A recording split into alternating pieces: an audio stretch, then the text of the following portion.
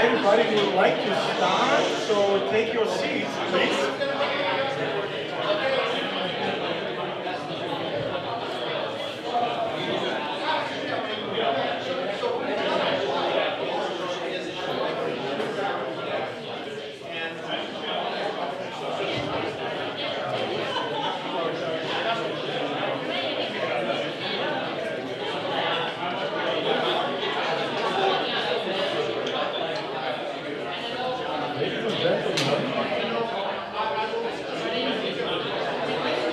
Let's have some mingling later.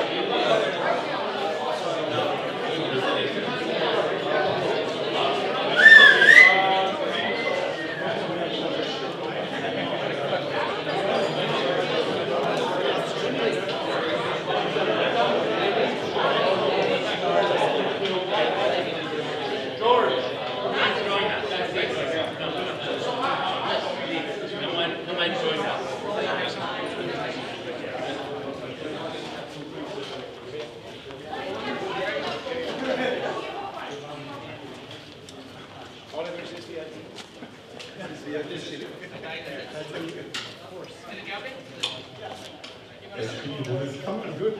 Yes.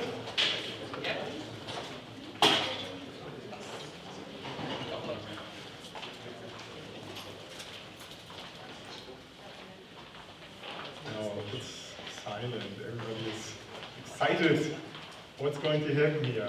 So, my name is Olga. I'm the founder of the Berlin Finance Initiative, and we are over here from Berlin, bridging our wonderful ecosystems from Berlin, Germany, with San Francisco in the Bay Area.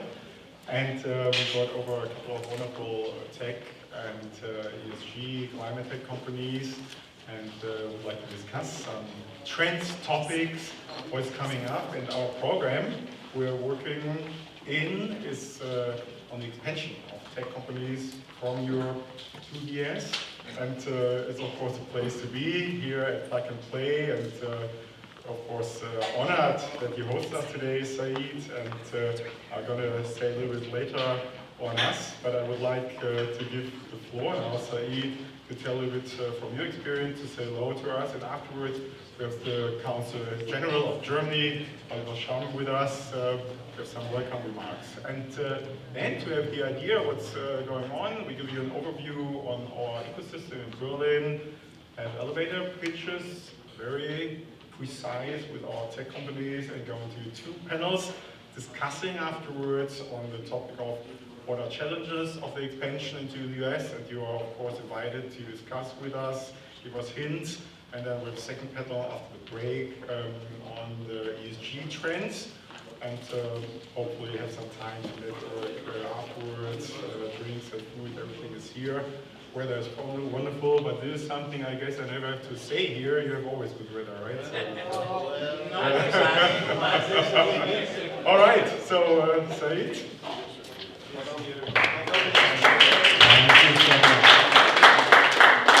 I thought I would start with a little video and I will end with a little video. It's much more interesting than what I say. So let's see.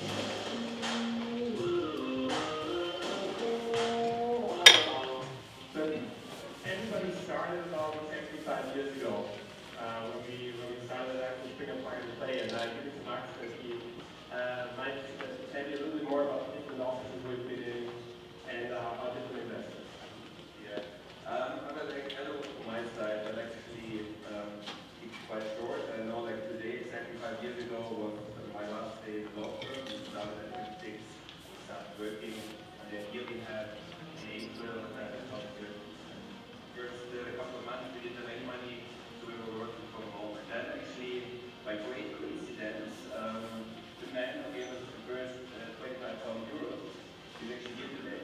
I think at this time we were so lucky that we met. I think in the meantime, probably we're super lucky.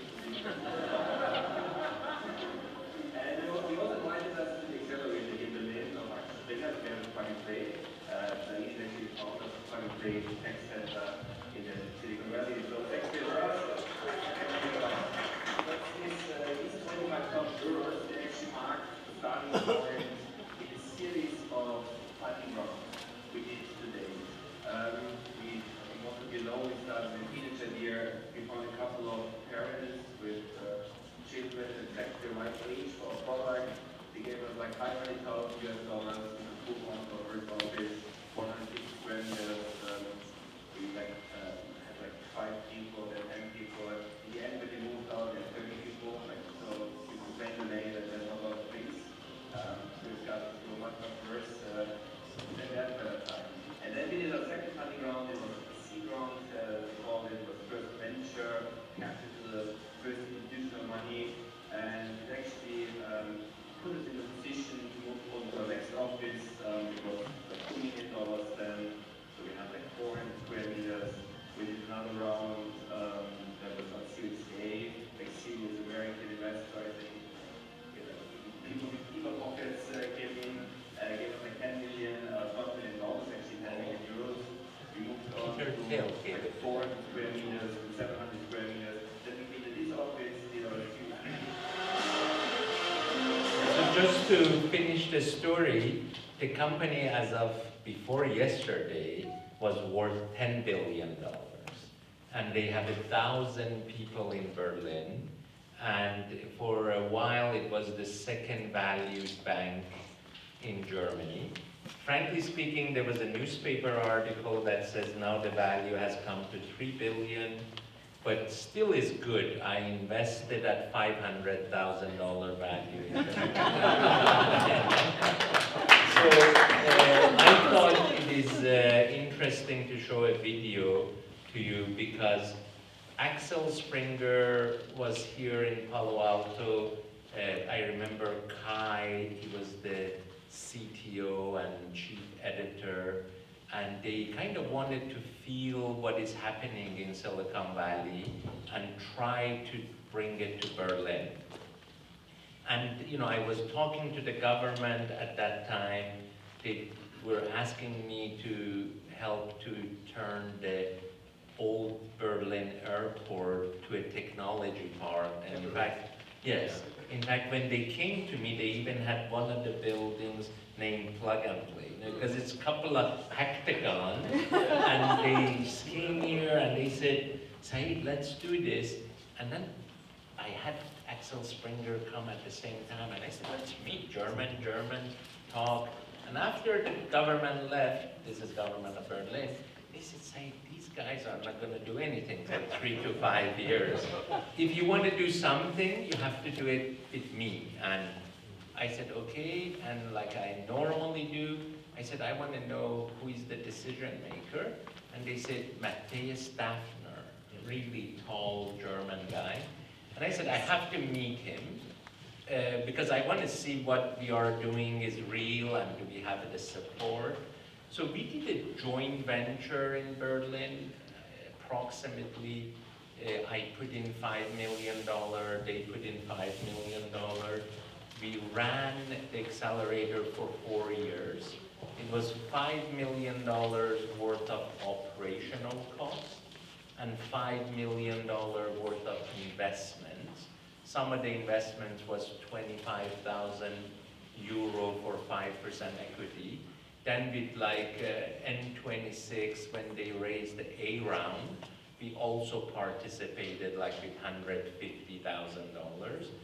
But we did 103 investments. And out of the 103, 50 are still alive. We sold 10 of them. But N26, like about 3-4 years ago, we sold a little bit of our shares and returned 2 to 3x our money, like $20 million. And still we own about 1% of N26.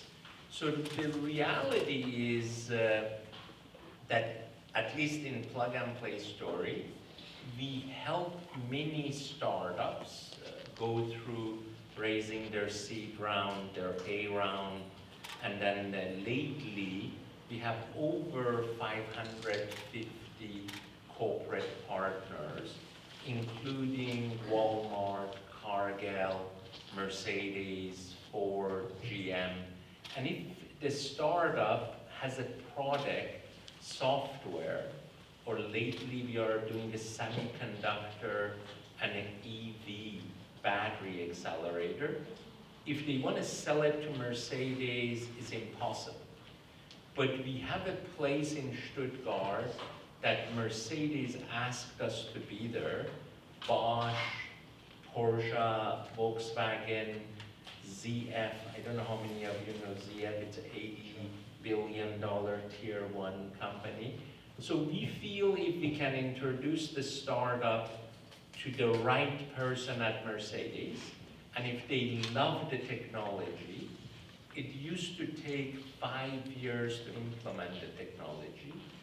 Now, after being in Stuttgart 7 years, us, Mercedes, and Bosch, all sitting at the same table with the startup, we have implemented the technology within 18 months.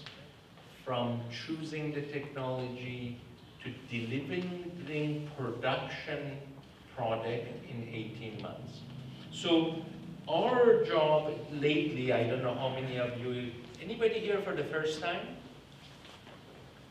So let me give you 2 more stories and then I will change to another 3-minute video. So 2022, we helped accelerated 2,400 startups. A majority were not in US, there was about 600-700 in US. And that means like Berlin, they joined one of our programs for 3 months. We don't take any equity, we don't take any money from the startup. And during that 3 months, if they are a good startup, we introduce them to 40 potential clients and 40 potential investors, VCs and angels. And if the startup is cool, it will shine. And similar to N26, they will either raise additional money or they get 2 or 3 big customers. And that is actually part of our due diligence to invest or not to invest. So we accelerated 2,400 startups in different industries. 21 right now, our latest one is semiconductor and EV, but we have FinTech, InsurTech, sustainability, supply chain, to name a few. And then we help them raise additional money. And out of the 2,400, last year we invested in 247 of them. And between the year 2022 and 2021, we had 20 new unicorns. And the interesting thing about our unicorns, 9 out of the 10 we were the first check. So it's pretty easy to be like SoftBank or Tiger Global when the company's worth $300–400 million to give them $100 million and become a unicorn. But it's really tough to see two entrepreneurs like Maximilian and Valentino having a dream, and hopefully their dream is good, their execution is good, their technology is good, and that they implement it. But I leave you with this: we are extremely passionate about helping the entrepreneurs succeed. And I think there is some entrepreneurs in the room. Who are the startups in the room? Great. I'd love to see what you guys are doing. So I always tell you guys do 99% of the work. We'll do the 1% to help you along. But we'll see another little video. It's an event we had in Stuttgart, July 8th. Is a graduation of our 32 startups. It's 3 minutes. And each startup had a project either with Mercedes, Porsche, or Bosch. And then I believe you will be talking.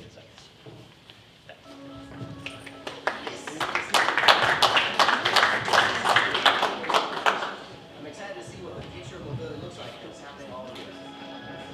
Autobahn brings new ideas, new technologies, and also a different approach to many of the topics. It's a very good fit, and we need startup Autobahn to tackle sustainability.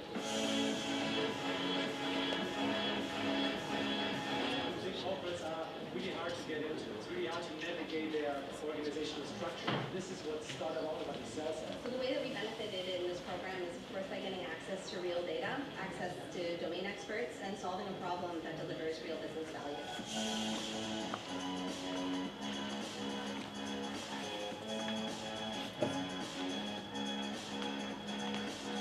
If you have an open mind, a pioneering spirit, and a technology that has the potential to change the world, you have the potential to change the world together with us.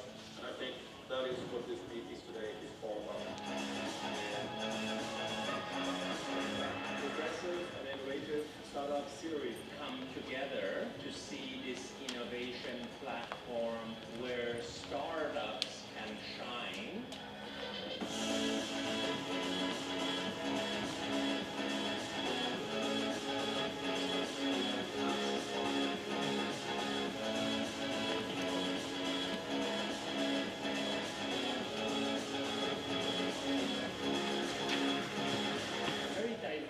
Set of startups, such a great variety, ranging all the way from software, AI, databases, all the way to like super high-tech. Open innovation and cross-collaboration is the key, because the future is at the intersection of material, and this is a dialogue that's unbeatable. And I think for this, Startup Autobahn is a great initiative.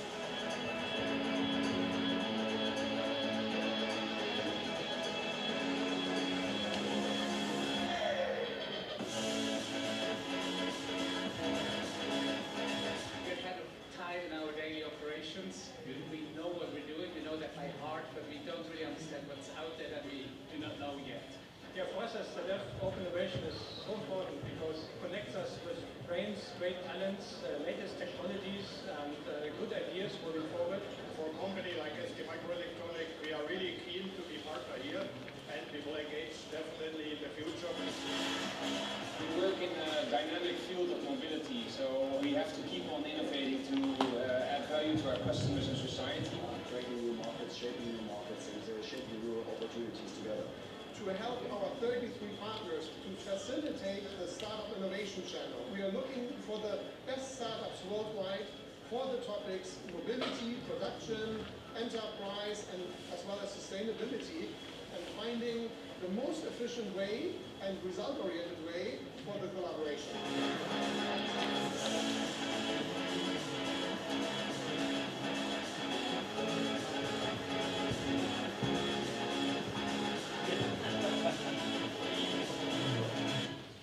Well, Said, an applause, give him a clap.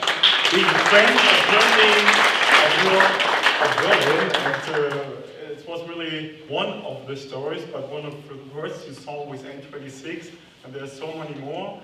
and we're happy to present some more. But before we do this, and before we give the word to our General Council of Germany, we'd like to give you an award, and the award is called the Buddy Bear. And the Buddy Bear is a symbol of hope, of freedom, of future, of innovation, and please come here.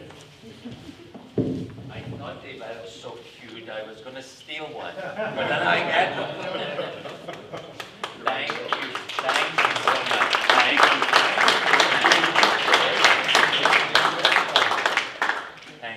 Thank you so much. Beautiful, thank you. Yes. I thought before what I'm going to tell you, I don't have to introduce the people to you that will speak it to you, and I think Oliver Schramm is one of them here, our Council General, the General Counsel from Germany in San Francisco, since many years here, really, well, a bridge builder between Germany and the United States. And Oliver, just tell us a little bit about your vision, what you think, and thanks for being here. Well, thank you so much, Achim. Said, what a difficult show to follow about. What can I say? First of all, I want to say thank you. Thank you for hosting this event today, another one of so many you did, and thank you also for being we've seen that in your videos, such a good friend of Germany, such a good friend of German entrepreneurship, German startups, German youngsters, talents that really want to break out onto the scene and want to make it, and being such a great bridge builder also, because I think it needs a close contact between the valley and all the places in Germany that are brimming, hopefully, with talent. No, they're not hopefully. That's kind of like they are brimming with talent. We have the AI House. I just come out of a visit by the president of the Bundesrat and also the Lord Mayor of Hamburg, and we visited some companies in the valley. And exactly in the same vein that you described, that's what they are after, looking after, finding talents, trying to identify how they can support them, bring out the money, and hopefully find better ways than in the past to build autobahns of talents, to lead them to take off and fly and become unicorns, or what's the new word, datacorn, is a new denomination, obviously. So thank you very much for hosting us. Achim, thank you for getting it all together and bringing this impressive group of tons of entrepreneurs, of startups together and to this beautiful place, which is Plug and Play in Sunnyvale, and for also choosing always different topics. Of FinTech is of course something you've mentioned the whole array, Said, of different fields, but FinTech of course is something that is of particular interest. Everyone might have followed what happened to one particular bank in the area, and luckily, because politics, so sometimes politics comes in handy and has some importance, although sometimes too slow, sometimes too bureaucratic, sometimes not in the right place. But this time, I think the bank run could be prevented. I know there was a tough weekend for some startups and for some companies, asking themselves whether they could accede to their accounts and pay their wages or whatever. But that was prevented. But it shows how important it is that we have strong and stable and, how to put it, well-oriented financial institutions as well, because Silicon Valley Bank was certainly has become something of a friend to the ecosphere that is the Silicon Valley. You need also financial institutions that give you the tools, have the mindset also, or oriented, something that we are developing in Germany now. I think it needs more of a push, and certainly that's also something that Peter Tschentscher took away, and the other delegation we had earlier this week also, is that risking is good, basically, and failing is not bad, principally. So we need more of that mindset, and I think it's coming along but there's still much to learn from the Valley, from their mindset, so it's good you're all here today. And I just wanted to maybe, because some of you might have read more of a depressing headlines when it comes to the Valley. So Silicon Valley Bank, I mentioned, mass layoffs have also dominated some of the headlines. Elon Musk's rocket now exploded over Texas. But I think overall, and just to calm the nerves, the Valley is well, the Valley is alive, the Valley is kicking. Austin is a place in Texas. It's a nice place, but it's not the Valley. So it's, the Valley has seen a boom over the pandemic, and what you read and hear about mass layoffs, I think it's just taking a little tip away from what the boom has grown. So it's only, if you talk about workplaces, jobs, it's just 8% substitution that we see now shrinking. Some of the big techs have doubled their workforce. They have added 50% or something to what they had before. So there's no catastrophe looming. And if you just look at some of the figures I brought, those 40,000 startups, of course, that's known. A good third still of all the risk capital is going, what the VCs are paying out is coming to the Valley in the US. So 200 billion last year, 65 billion, sorry, went to the Valley. The top, I think the top 3 companies here valued at 4 billion. They constitute double the value of all the German companies listed in DAX. 59 of the 142 US unicorns that were born last year here in the Valley, 42%, and 19% of all unicorns globally, 18 of the 27 decadons that were born last year in the Valley, 50% of all the global AI investment is going to the Valley.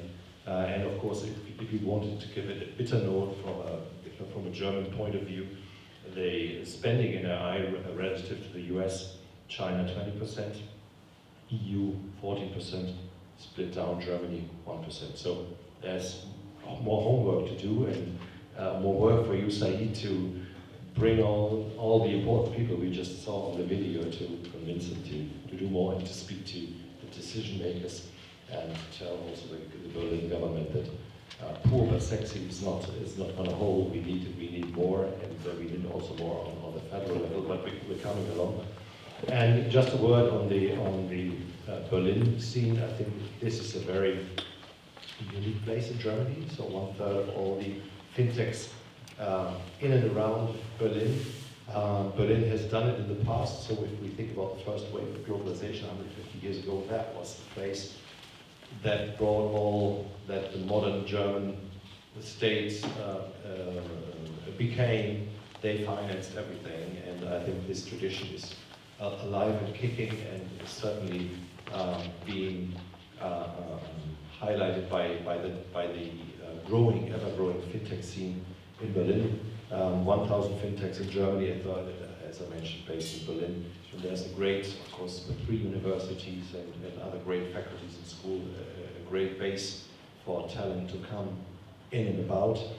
And of course, I mentioned the decision makers. That's Berlin, of course. So that's a great breeding ground, I think, for ideas and also for sound decision making and financing, because everything, you decide one thing, but then it needs to be followed up, and you need to put some money to the side. So welcome everyone to the Valley. I wish everyone a great time, successful talks, successful pitches, loads of money coming in, hopefully, and yeah, let's continue in that vein. And thank you, Achim, again.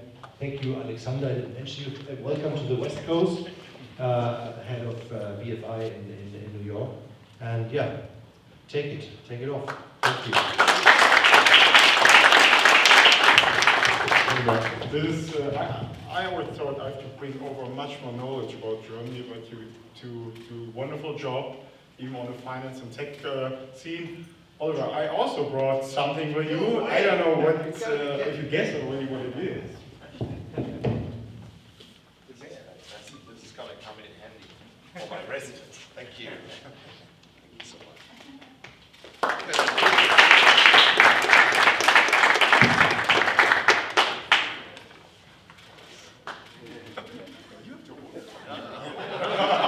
hold that.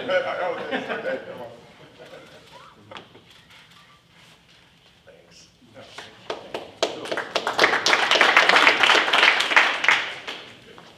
So, hello everyone. Welcome to Berlin. Oh, San Francisco. We actually meet together today, so let me see if the camera works out here. Oh, the body bear is in danger there. But anyways, I'll try it here. So, thank you all for your remarkable welcome remarks. Thank you also for welcoming us here to the Valley. We're super happy to be here in the PlugandPlayTechCenter. I'm Alex. I'm running the Berlin Finance Initiative US project, which is a project actually by the City of Berlin. In 2021, Achim and I, we spoke to the City of Berlin and said, like, we have a really thriving fintech scene in Berlin. Let's bring them over and try also to promote Berlin's fintechs in the US market and lower the barrier for entrance. So it's really important today when we have our 6th startup with us, and just speak with them later on during the refreshment break, during the mingling part at the end. Stick to the end and speak to us how we can cooperate and also partner with you. It would be amazing for us and also to build the bridge even further. So it will be a fully packed day, but who has been to Berlin already? Wow, so many, wow. Can you shout in like some attributes? What do you think about Berlin? What it is? What is it for you? Schön. Huh? Schön. Yeah. Capital. Capital. Fun. Yeah. All right. Fun. Perfect. So actually, Berlin is not only the greenest capital in Europe. It has the most beautiful sunrises in Europe. That's not a joke. I'm joking actually. But it should reflect the really vibrant startup scene in Europe and also in Berlin, which is taking place there in the heart of Europe. And also, of course, Berghain, and we know all that it has a really vibrant club scene. So if we mingle together later on, you have to tell us a little bit where we have to go tonight and tomorrow, because it's still Friday here, and hopefully there's some clubs open. So yeah. You will be disappointed. Yeah. Forget it. Unfortunately. Starting on fine here. So a little bit of a short history. So actually why Berlin became the capital of the startups in Europe. It became, after the fall of the Berlin Wall in 1989, things went slow because the transition from the old capital in Bonn to the new Berlin was really slow, and it gave a lot of wiggle room and for a creative and artistic scene in Berlin. So cool but sexy, you mentioned it before. It's a claim there, but still, I think it's still okay. You can still say that, but of course we evolved as Berlin. But things were kicking off more in that area, the .com area, especially with the venture building era. Rocket Internet with the venture building model in Berlin. Lots of companies came out of this network. And I also understood yesterday, we went to a session about Silicon Valley mindset. And he told us Silicon Valley was actually founded by 8 guys, right, 1957. So from that network, all the important companies evolved and were founded. So we believe, from Rocket Internet and all these companies around that, and also the whole venture building model which came up in Berlin, had really got to this really thriving network. And I think network is the most important thing, right? To be a capital and also to attract startups and talent. So we believe that was a good era in Berlin. But with the innovation labs also coming out of this network of the Rocket Internet, all the other builders, many great companies came after that. N26, you mentioned, very successful story there. We're super proud to have those in Berlin. So yeah, 2021 was a fantastic year. We got 6 unicorns in Berlin, FinTech unicorns, and now we're 19. And only 2021 or 15 more to this Berlin portfolio, I would say. So this was actually a great year for Berlin FinTech. Yeah, so really popular startup scene, really international. We have almost 50% of all employees in Berlin startups are actually international, which is great. Working language is English in most of the startups. They're really matured companies, 50 employees for a startup, which is great. So many serious founders there as well. Strong verticals, and you can tell also Berlin has really a broad industry. Like, we not only focus on fintech, obviously it's one of the most important one, right? That's why we want to bridge that. But also we're really good in e-commerce, in food, enterprise, mobility, and so on, in AI. We should maybe, Thomas, you can also tell a little bit later when we mingle what's going on in Berlin in the AI space. So it's a great place to be. So if you come around, please also reach out to Achim and I. We sure make you a great stay. So a little bit about the fintech scene, and then I stop because we are running out of time. The startups are really eager to present shortly their business models. So we're number 1 in fintech in Europe. 6 out of 7 German fintech unicorns are from Berlin. Actually, 38%, 40% of German fintechs are from Berlin, like 40% of all fintechs in Germany. We have a little bit of a decrease in investment, but we're kicking back, and I think it's gonna be our fantastic startups with us here. So I'm pretty enthusiastic about those.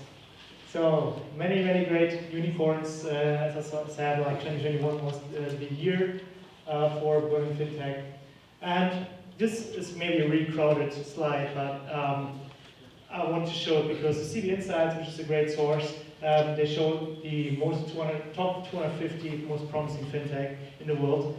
130 of those are from US, which is significant, and only 8 in comparison are from Germany. So I can give you all the numbers and why we're doing this project, bringing Berlin FinTech closer to the US market. But this is obvious, like FinTech is US still, and we want to build and learn from you, and this is actually really important. Also get into corporations and partnerships, which are really important for us as well. So that's why we're doing this, and we call our network FinTech Leaders. You can sign up if you want to, so we can reach out to you and build the bridge between America and Germany and Berlin here. And during this project, we figured out 4 different locations for us, really important for this project, to bring our fintech groups to, but also get insights from. We built great partnerships there in those cities already. We're still here, we just see like what's going on here, so give us a good time. Miami is obviously good in DeFi and Web3 applications, and Berlin is also pretty advanced in that regard. It's a really up-and-coming scene in Berlin as well, so bridging those are really important. Atlanta, payment and banking, New York City is obvious, and San Francisco also all the obvious reasons, plug and play and all the network and all resources we find here are really important to explore those hubs in the US. So, we skip this, and we are here now with fantastic companies. We had already a great time. These are just photos from yesterday. We already flexed our muscles here. And guys, I want you to, okay, please stand up. No, just kidding.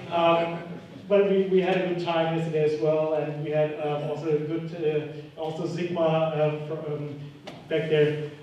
He was introducing us to how to make in the US and how to form a company, and how also what are the do's and don'ts of expanding to the US market.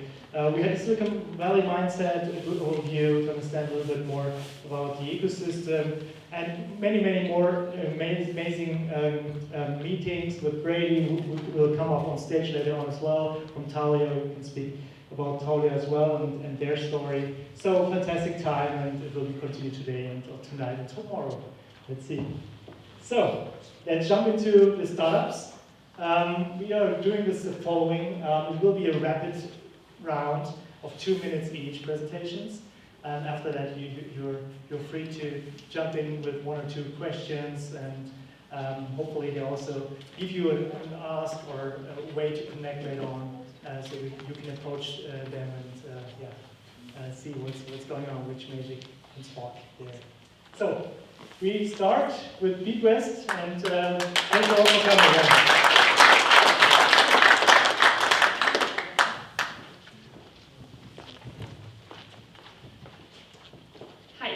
Julia. 3 years ago, I wanted to start investing. So I Googled, how do I start investing? And I got 500 million search results. So I stopped. A few weeks later, I asked a friend, and he explained me everything about the world of investing, what ETFs are, and so on. I felt ready. Until I realized that there are more than 2,000 ETFs I can choose from. I was overwhelmed. And in fact, more than 70% of Germans say they don't start investing because they just don't know how. But times change, the pension system changes, and while the older generation, they could work their whole lives and then just retire, get some money wired from the government, the young generation has a huge, massive problem. They won't survive with their retirement anymore. So everybody knows they have to start investing, but still only 15% do, because they just don't know how to. And this is why we are building BeatBest. BeatBest is an investment app for beginners that makes it really easy for them to get started. We take the best of brokers and we underpin it with everything that a beginner would need. Education is core to the product, but also all of our investment-related features are adapted to the needs of the beginners. Be it micro-investing, stock-backed programs, or roundups. I'm Julia, the co-founder of BeatBest. My co-founder Sophie, who's worked for the FCA and the SEC. She brings in all of the relevant financial knowledge, as well as the regulatory knowledge. We've raised €1.5 million from amazing investors, and amongst which there is Max, who you have met, the founder of N26. We've launched a few months ago. We have an amazing customer acquisition cost of around €3. We have retention numbers which are in the realms of the top 50 apps in the App Store, and our unit economics are positive from user 500. I'm here to exchange with investors into B2C startups, as well as early stage product experts. Thank you.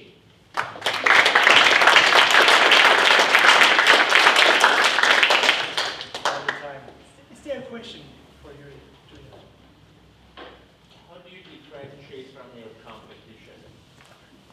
Yeah, so in Germany, basically, you guys know Robinhood probably, and Robinhood is really focused on trading and making people go in and out.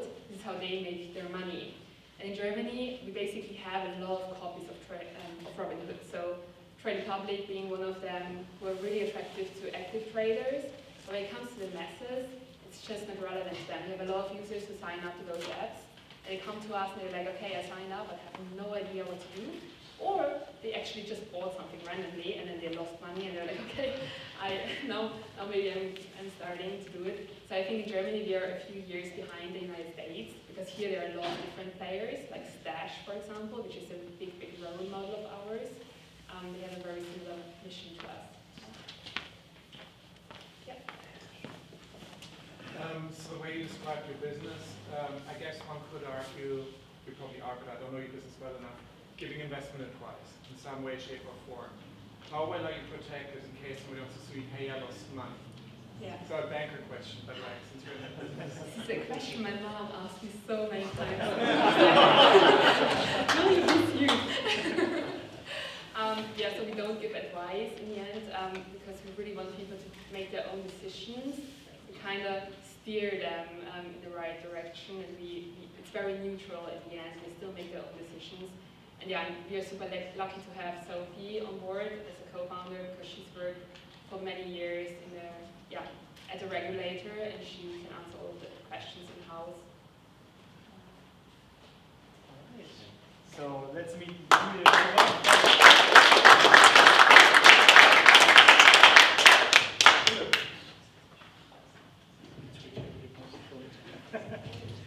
Hey, I'm Philip. I'm the co-founder and CEO of DeFi. We are a multi-chain middleware. Now hear me out. So DeFi Summer 2020-2021, we saw a lot of traction on mainly Ethereum. So Ethereum had to learn how to scale, and so Ethereum is one of the major blockchains, right? And Ethereum and Ethereum's ecosystem have come up with plenty of scaling solutions, but also other layer ones pick up on that traction and try to get a part of that market share. We are just at the beginning of all of this, despite having huge interest from institutionals. So what's happening now is we have a bunch of institutionals coming into the space, but at the same time, infrastructure is reinventing themselves over again, and it's fragmenting. With fragmenting infrastructure, it comes fragmenting liquidity. So what we are doing is we are aggregating core DeFi infrastructure like exchanges, cross-chain bridges, different data sources that are necessary to move assets and information cross-chain. And then we aggregate all of that away and provide one simple API, a lightweight SDK, so that traditional finance can easily write prototypes, avoid the sunk cost fallacy, and just build on top of crypto. No matter who's winning down there, no matter which infrastructure is winning, no matter which layer 1 or layer 2 or optimistic rollup is winning, we make sure you can continue building on this and focus on the value proposition, focus on your go-to-market, and that's what we make happen. We are 40 people by now, we have grown pretty fast. MetaMask is one of our largest clients with 30 million active users, running 90% of their bridging volume through us. And over the past 10 months, we have almost made almost $1.5 billion in volume. Thanks. So we are here to just get in touch with corporates. We just finished our Series A, 17.5 million, led by Coin Fund, a New York-based crypto-native fund, and co-led by Temasek, Singaporean fund.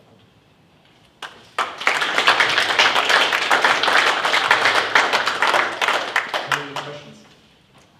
A16Z just wrote a white paper on that, so good timing, I have to say. Thanks. Very great. Thanks. Thank you.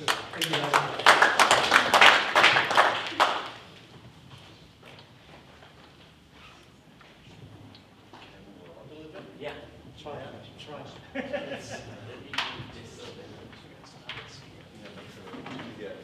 This is perfect. Yeah. Be a little bit more enthusiastic about it. All right. My name is Mani Aziz. I'm the Chief of Staff of Banksware, and we are an embedded lending provider. You might think embedded what? Embedded finance. I've heard about it. What is embedded lending? So what we do is we integrate into digital platforms and allow them that they offer financing to the merchants around the platform. So fairly simple. I'll give you an example. There's Amazon. We integrate into Amazon and enable Amazon to allow give financing to the merchants around the platform. But what is the entire magic around, let's say, embedded lending? One of them being one integration. You have access to a multitude of merchants. Obviously, you don't need to go one by one. On top of that, we have very low customer acquisition costs because one-time integration, you have a rev share, that's all it. So that means you don't need to kind of run Google Ads and so on and so forth.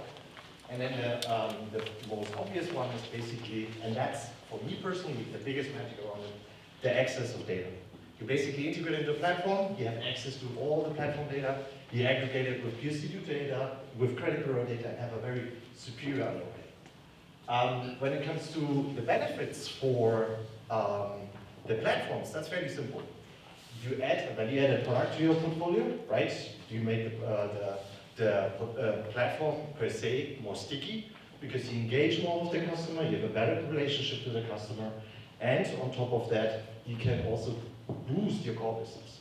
Imagine your marketplace. You want to increase your GMV. You offer financing to the merchants, they sell on the platform, you increase your GMV. A very simple example. But there is, thinking about it, there is a benefits for the platforms, for Banksware per se, and also for the merchants because they have easy and fairly simple access to financing. Because the application takes 10 to 15 minutes, we pay out the next day. and then can even be quicker. Right now we're automating most of the parts of our underwriting in order to be even quicker when it comes to the payout. Yeah, I mean, we have talked about the win-win-win situation that we have with the merchants, with the platforms, with the banks per se, but there can be also another win. If banks, for instance, are interested in refinancing our portfolio, that means basically allowing us to even fund more. That's another win we can add to that, and we are right now raising our Series A. We have raised 14 million in seed financing so far, have 22 platforms on a contract, and are going now pan-European. Thank you so much.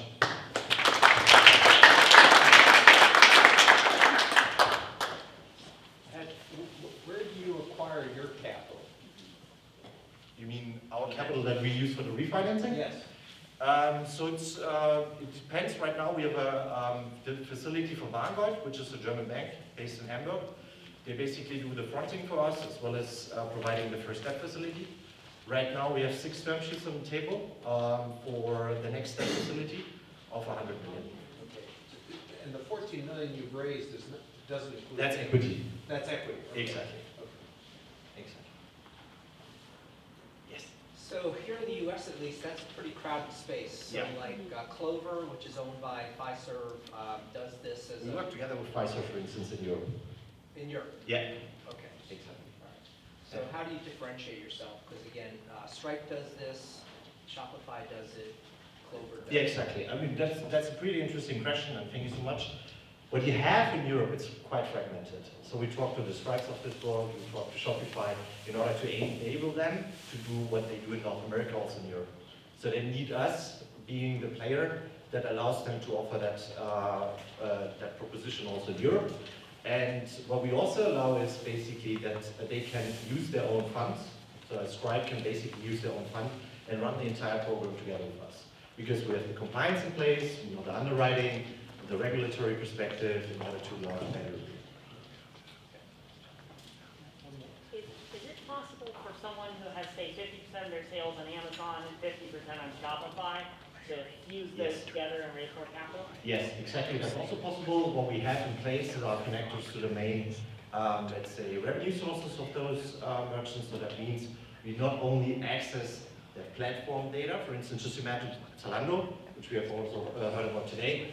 We can also build in the connectors along the application process that they connect their Amazon account, their Stripe account, the Shopify account, and that gives us that way of doing a superior underwriting, right? Because we have access to all the data, we see a 360 view of the merchant and can, by that, fairly quickly underwrite the merchants. Yeah, last question, I guess, right? Sorry. What's the cost for the merchants on the end? Like, what's your rev model in the sense of the Yeah, in terms of revenue model, it's fairly simple. One of our propositions is that we always are transparent. We charge a fixed fee, so it's not like an interest rate, whatever you want to call it. It's a fixed fee which we add on the principal amount of the financing. So that, sorry? On the transaction. Exactly. For instance, if you can imagine a fairly simple 100K loan, the fixed fee is 10%, so it costs the merchant 10K, pays back everything together. All right.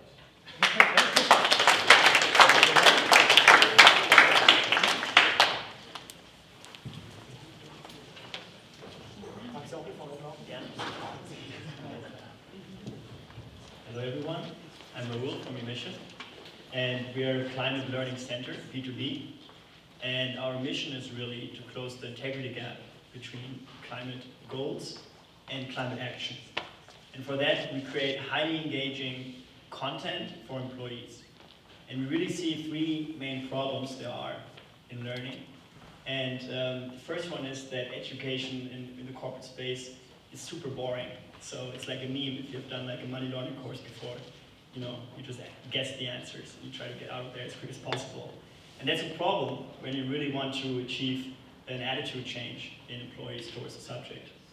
And secondly, when you look at HR, you see that top talent actually wants to work for a company they believe in actually are sustainable and social. So you will lose 70% of top talent if you don't position yourself authentically towards the subject. And thirdly, there's so much regulation now in Europe on the subject, so it's not a question of if we have to do the transformation process, it's really how and how quickly. And that leads to employees being super overwhelmed by the complexity of the subject and having huge knowledge gaps. And that's where our Climate Learning Center comes in. And what we do is we really combine content and software in our learning platform, and we use high quality film content to engage on a great level employees and foster inspiration and knowledge. And then we have social learning aspects on our learning platform and combine that with interactive tests, certification, etc. And that really leads to a sense of collective purpose among employees and them really feeling they can contribute as an individual to the greater good. And that's driving this purpose and this feeling of, okay, I can do something here and I can believe in that change. It's possible, and that drives motivation. And essentially it's about movement and the community that you're trying to create with our product. Thank you very much.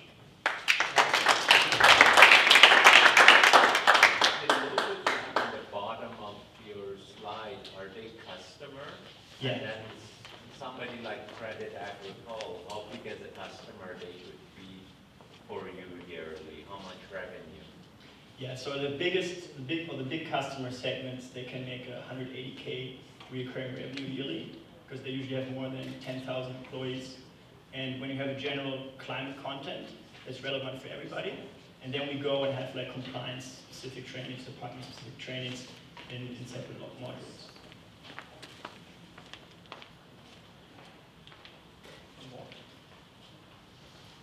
All right. Thank you very much.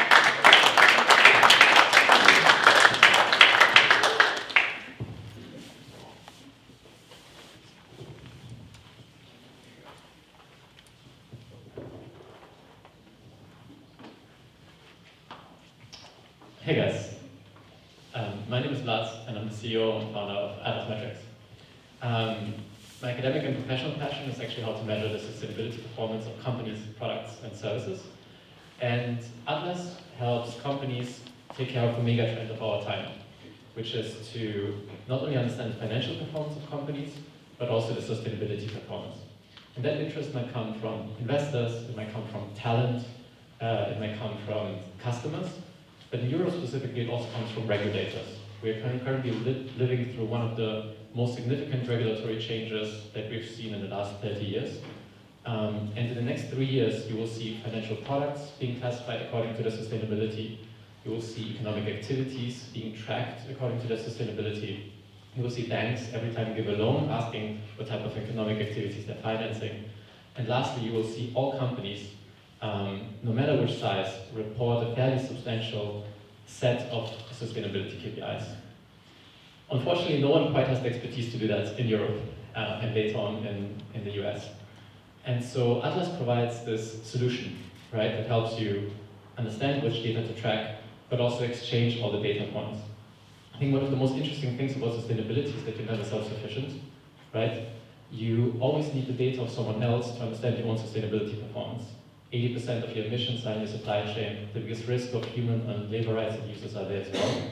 So if you're Ford, for example, or if you're a BASF, you need to aggregate the data of 10,000 of suppliers to actually understand their sustainability performance. If you're a bank, you need to aggregate 100,000 of customers to understand the green asset ratio, right, and whether you're doing well. And so Atlas provides a solution to that.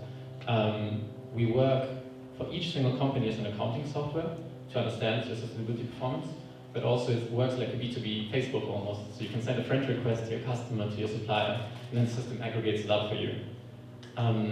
And over time, essentially, there is no sector boundary to be drawn. There's no geographic boundary to be drawn. And if the system can truly scale, essentially the whole world, from the extraction of the mineral all the way to essentially the delivery of the good, can be tracked via one platform.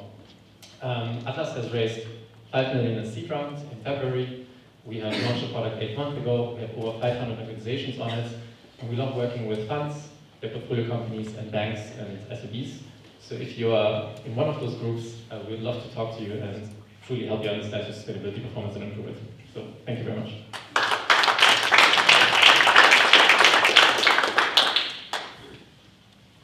So the amount of data and quality of data is key for your product to work, right? So how do you get your hands on it? Like how much of that is an automated process versus like hands-on servicing by human beings?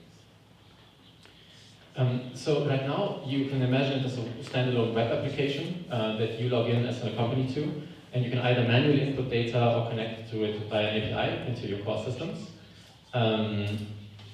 So yeah, both of them would be relevant, and then there is an imputation part as well, that if you don't know your own data or the data of your suppliers, you can use data science models to estimate that, and then gradually replace the estimations with actually report the data as that becomes available. But so if somebody has never done this kind of reporting, how much hand-holding is happening to make sure they can do this right?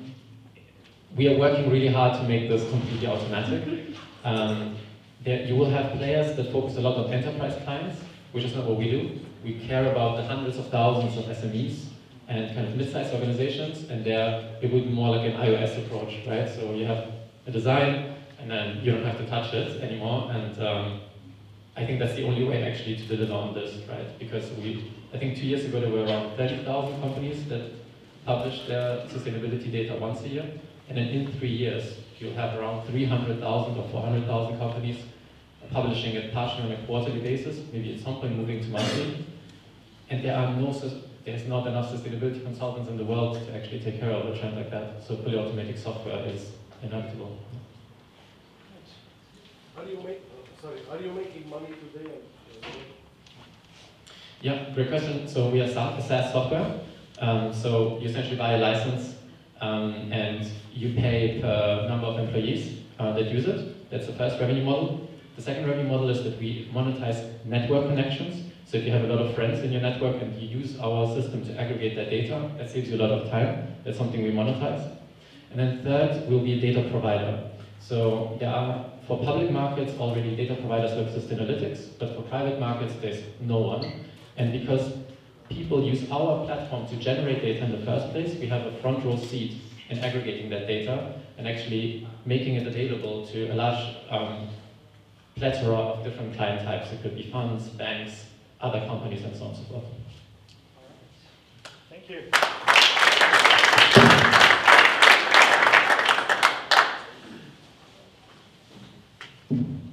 Great. Hi, my name is Friedrich. I'm the co-founder and managing director of a company called Ecologic. And I would like to start with a question.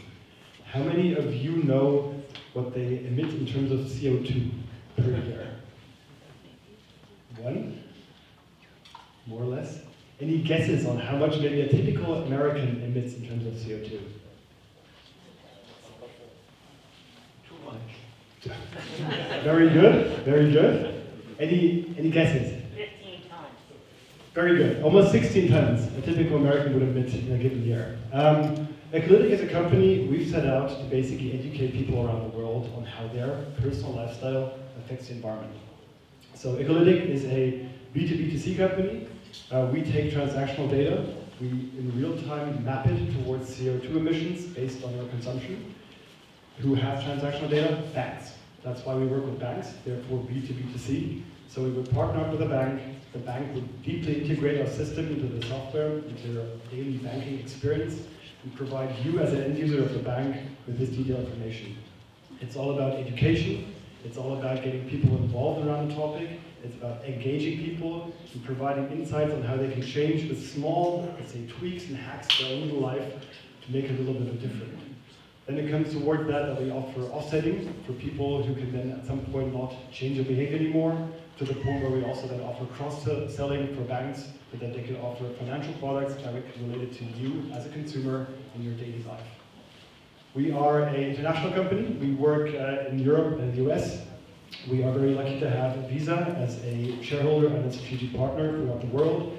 And we have raised our Series C back in May last year of 14 million, and we will be looking to raise our Series A this year. And so therefore, I'm here in the Valley to speak with interested investors to support us coming to the US. Thank you very much.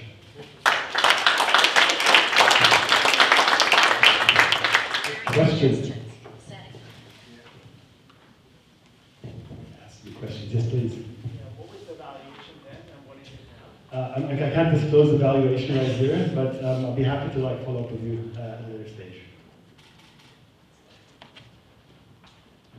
Any more questions I can answer? If not, I'll be around. Maybe we can catch up. I want to speak with you in private. Okay, yeah, we can definitely pick that up later. Who asked the question? Who wants to know what the Thank you very much. Maybe jump ahead to the panel. We only have one microphone now, but we're going to manage it somehow. We're gonna okay, now we would like to dig into some expansion topics, and I'd like to welcome on the floor Julia again. Yeah, please. Ready?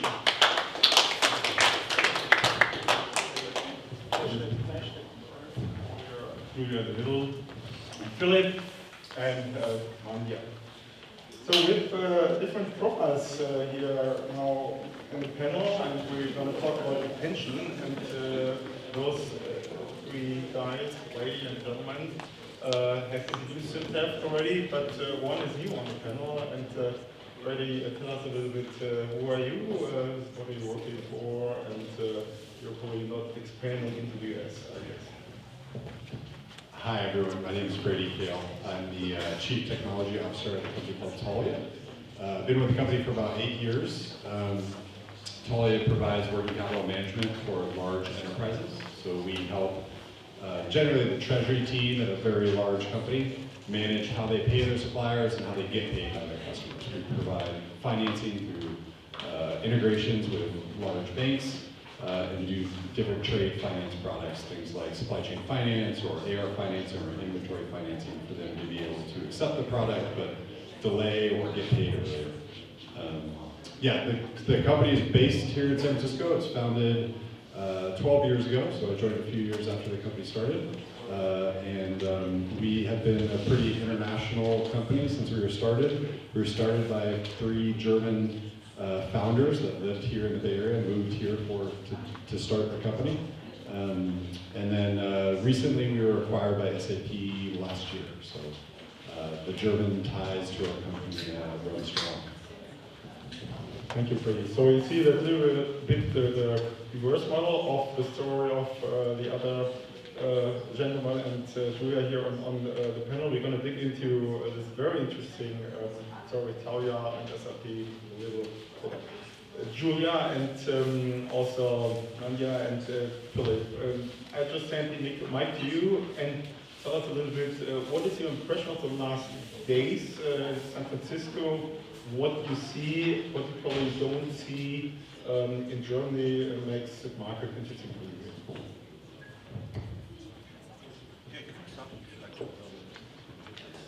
Okay, I'll go ahead. For me, I guess the most interesting part about this area here is the mindset around product and product development and how everybody's looking at it. It's completely different to what Europe does. And I've been trying to talk to as many people as possible. Also, I mean, in our case, the future is here. So basically, as mentioned, we are a few years behind. So everything that we're looking at here gives us hints around what might work in the German market as well. Yeah. I mean, in our space, I wouldn't necessarily say that we are behind. I think there's a company in the US called Paraffin. They started a little bit later, and they're exactly doing what we are doing. Not being arrogant, we always call them the American banksware. So no more copycat vibes anymore.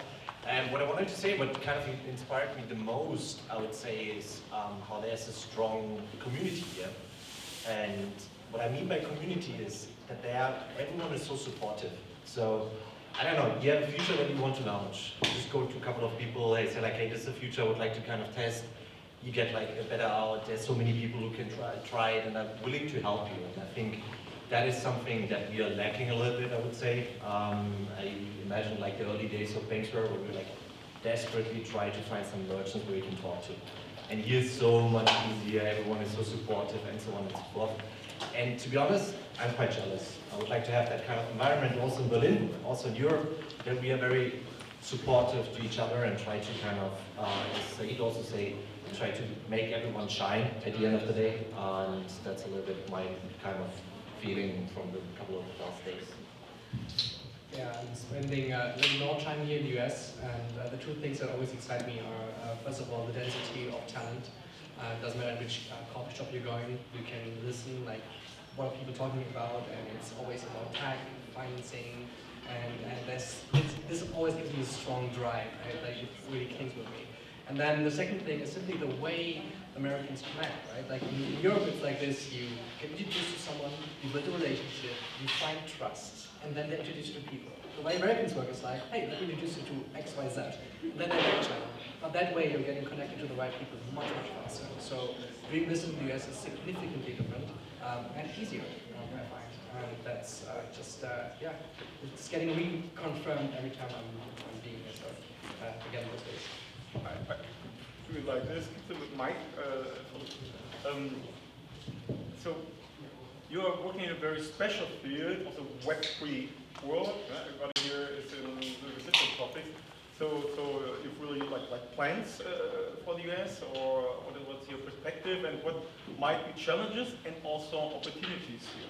So there are a few things that have been changing in those two topics, Web3 and also AI, and like also Silicon Valley recognized that those new technologies are not being created here anymore. They're created everywhere. Right? They're also being created here, but like there's also Tel Aviv, there's also Berlin has been very strong in Ethereum, Polkadot, and other ecosystems like Cosmos. The US is for us a huge part of a very global market. As long as we've been selling within DeFi, decentralized finance, it means protocols running on the blockchain, those companies we find everywhere. Now that we are shifting more towards TradFi, where we can find greater monetizability, the US market is certainly of much larger interest. And for us, the US is super interesting, especially in New York, with all these fintechs and that strong focus on finance and traders. So yeah, for us, But I'm going to challenge you a little bit, and you might have seen there were not so many questions. Okay, we didn't get a lot of time. We had other meetings with so many questions to you. Is there like a mistrust in the system, and isn't this a selling point for you currently, that we have a better, let's say, also regulatory environment, especially because here is a field where you saw development a little bit earlier, blockchain development, etc. And is it the right moment? So wherever there's a lot of money to be made, there's a lot of shady stuff going on, and there's a lot of good stuff going on. If you look back into traditional finance history, there hasn't been as much stuff going on as it is in the DeFi right now. It's just easier to point fingers in a much more globally connected world, right? So it's totally fine. Anyone who's deeper in the space understands what we are building here, which is an open banking system, right? We have seen 10 years ago, roughly, we saw what it means to have an API-driven business. It sparked a whole new industry of software as a services. So this is going to happen to finance. And of course, these underlying infrastructural systems have to learn how to scale and to be more safe and secure. But TradFi had to learn that as well, right? So it's a very organic thing that's happening right now, and actually I'm looking forward to more regulations, because a regulated environment is a safe environment to operate in as an entrepreneur. So this has to happen, and it means a strong crackdown for a short period of time. It's fine, right? Of course, you need to runway to overcome this, but overall, this is a trend in the right direction, and weaker regulations in the EU are also a good step.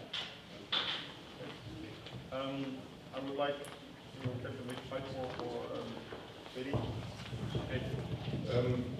Brady said a little bit on the story of how much here, and then having the business model across the world, but then you got acquired by SAP, and did it change the way of working, making business, expansion in the world? Does it make it now easier, or is it like a culture shock? Because this is, we talked a bit, let's say, longer about it. Power is of course a big player, but compared to SAP, it's a little thing. So explain us a little bit, what is your journey on this? Yeah, it's been great. The journey's been great. So it's only been 18 months, and that's not a huge amount of time in a company history. So we're still getting to know each other.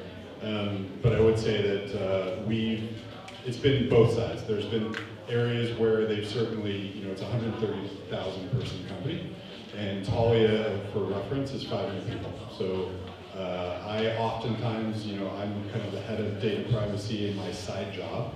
at Talia as the Chief Technology Officer. I'm the person that's most responsible for it. And I will often get on the phone with people who, they have, I think it's 5,000 people that focus on that topic at SAP. So I'll get on the phone and they will like focus me on a topic and I'm like, you're the expert. You guys are at a way higher maturity level than we are. And there's an expectation obviously for us to get there. So it's been good, it's been challenging obviously in that way. We don't have at the same time, we don't have the revenue model to make that work sometimes. So there's some areas where we push back and say we can't afford to do that right now. And we'll do that as we grow. But at the same time, they've brought a ton of knowledge to the table that we don't have. So good and bad. I would say that generally the operating model that we've set up between the companies has been good, and that they have not, it has not hampered our growth into different markets. They've been able to work with us as long as we have an idea of what we're doing to make it work. So what would be your advice to those that are thinking about the market here, how to approach this? Really stand alone, just consult your colleagues? Yeah, I mean, it's funny actually, because I spend so much more time thinking like the United States is the Wild West, and like you can do whatever you want. And then when I look at like Europe and Germany in particular, I'm like, oh, that's where regulation occurs. So to me, it's like so much more. It's so more intimidating to go from here to there. But I guess it's all relative to what you're used to. I would say that like we've worked with partners in Germany. We have a banking partner that we work with. And we did a presentation together, and they had the head of product for the bank, and I decided that we would pick pictures to describe each other, and that we would start the presentation with a picture, and we wouldn't know what it was about each other. We've worked together a lot. And she picked a picture of me that was a cowboy on the back of a horse, and I picked a picture of her that was like this military general, like screaming at you.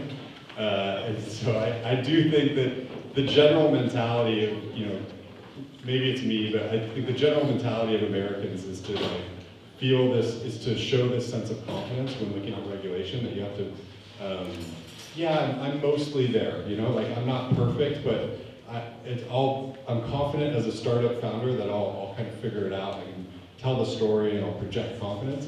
And I think that goes the opposite in what I've experienced with the German culture, which is you have to be like 100% perfect, and then they will project less confidence that they're actually the expert, but they'll like leave everything open. And so I think learning that, to be honest, from a communication standpoint, has been good for me in my professional growth. That sometimes I come off as the cowboy because I'm projecting confidence, which works well in the States. But when you're in Germany, that if you find one small thing that's wrong, then you look like you're lying or that you're over-projecting. And then the opposite here. I think that we've worked with a lot of people in SAP that come off very like they're not the subject expert, and they'll ask somebody else, but in reality, they know so much about it, and they undersell themselves. So I think that kind of ties into the regulation a little bit and how you look at it.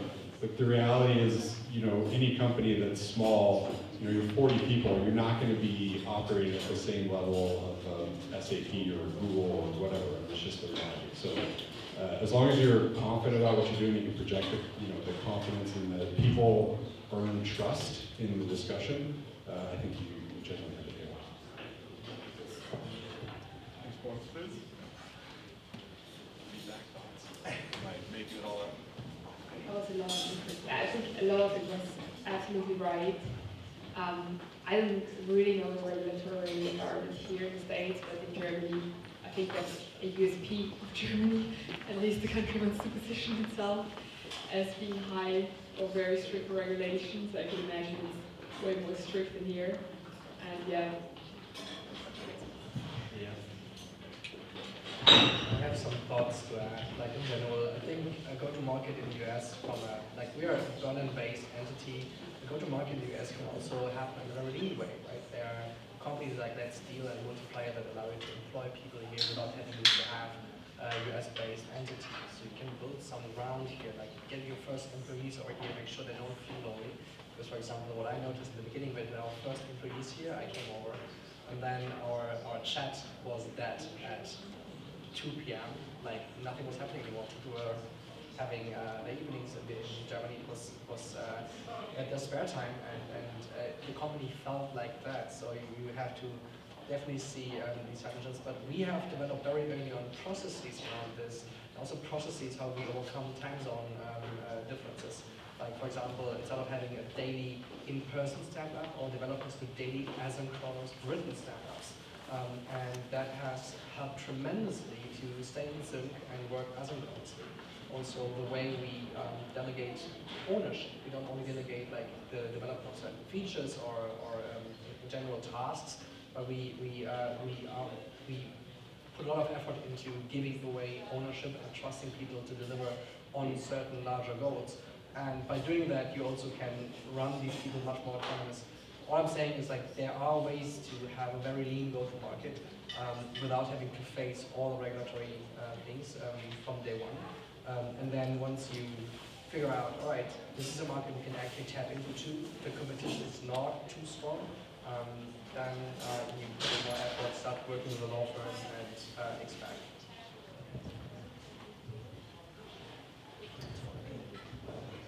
So if you have some questions or even advices to our panelists, raise your hand. You're invited to do so. Looking into the last days of intensive talks, pitching, and so on, you see, from Germany, we tend to be looking on the technology side, engineering side, and we learned a lot about customer focus, and then build the rest around it. Would you pilot on your business model? From what we learned here, or is it really what you have developed today is working for the market here? And with no interference, maybe you can tell me if Talia had a topic in the beginning. Julia, is the market ready for that? Something of your kind of business, or would you, having learned something, you would do differently now? You mean the German market? No idea. Here, like moving here with our company, I wouldn't do that. Why? No, because I think the competition is so much tougher, and the solutions, like the product that solves the problem we are trying to solve is kind of solved here already. So I wouldn't want to get into that market here. But it's just a market, it's not about the US or the people or anything. I'm absolutely with you. I love to have like this environment in Germany. I'm absolutely inspired and thinking about coming here for like a few months just to be amongst like people with this mindset here. But I think the market's really hard to enter. I think there is so much space in Germany for like in Germany and in Europe basically. We'll start there, but maybe let's talk in 10 years and conquer the world. I mean, in terms of pivoting, definitely not, I would say. We are definitely onto something that can be great and that can change the way SMEs access financing. When it comes to the US market, I would say I would love to do that. That's a definite yes, if it's only my personal decision. But when it comes, I mean, obviously it's a big market, a lot of SMEs, and they're also lacking in sort of way access to financing. But as one of the questions during the pitch was also already like, hey, there are some competitors, it's quite crowded. Yes, it is quite crowded, the lending market in the US. There are several providers, be it direct to SMEs or be it embedded, as the way we do it. And I'm personally also responsible for the market watch internally, and I see a lot of movements, especially in the US. But in terms of expansion, we have an approach where we basically say like, okay, we have signed one customer, let's say, imagine, I don't know, a marketplace, huge marketplace in Germany, and they have also their marketplace live in France or in the Netherlands or in the US.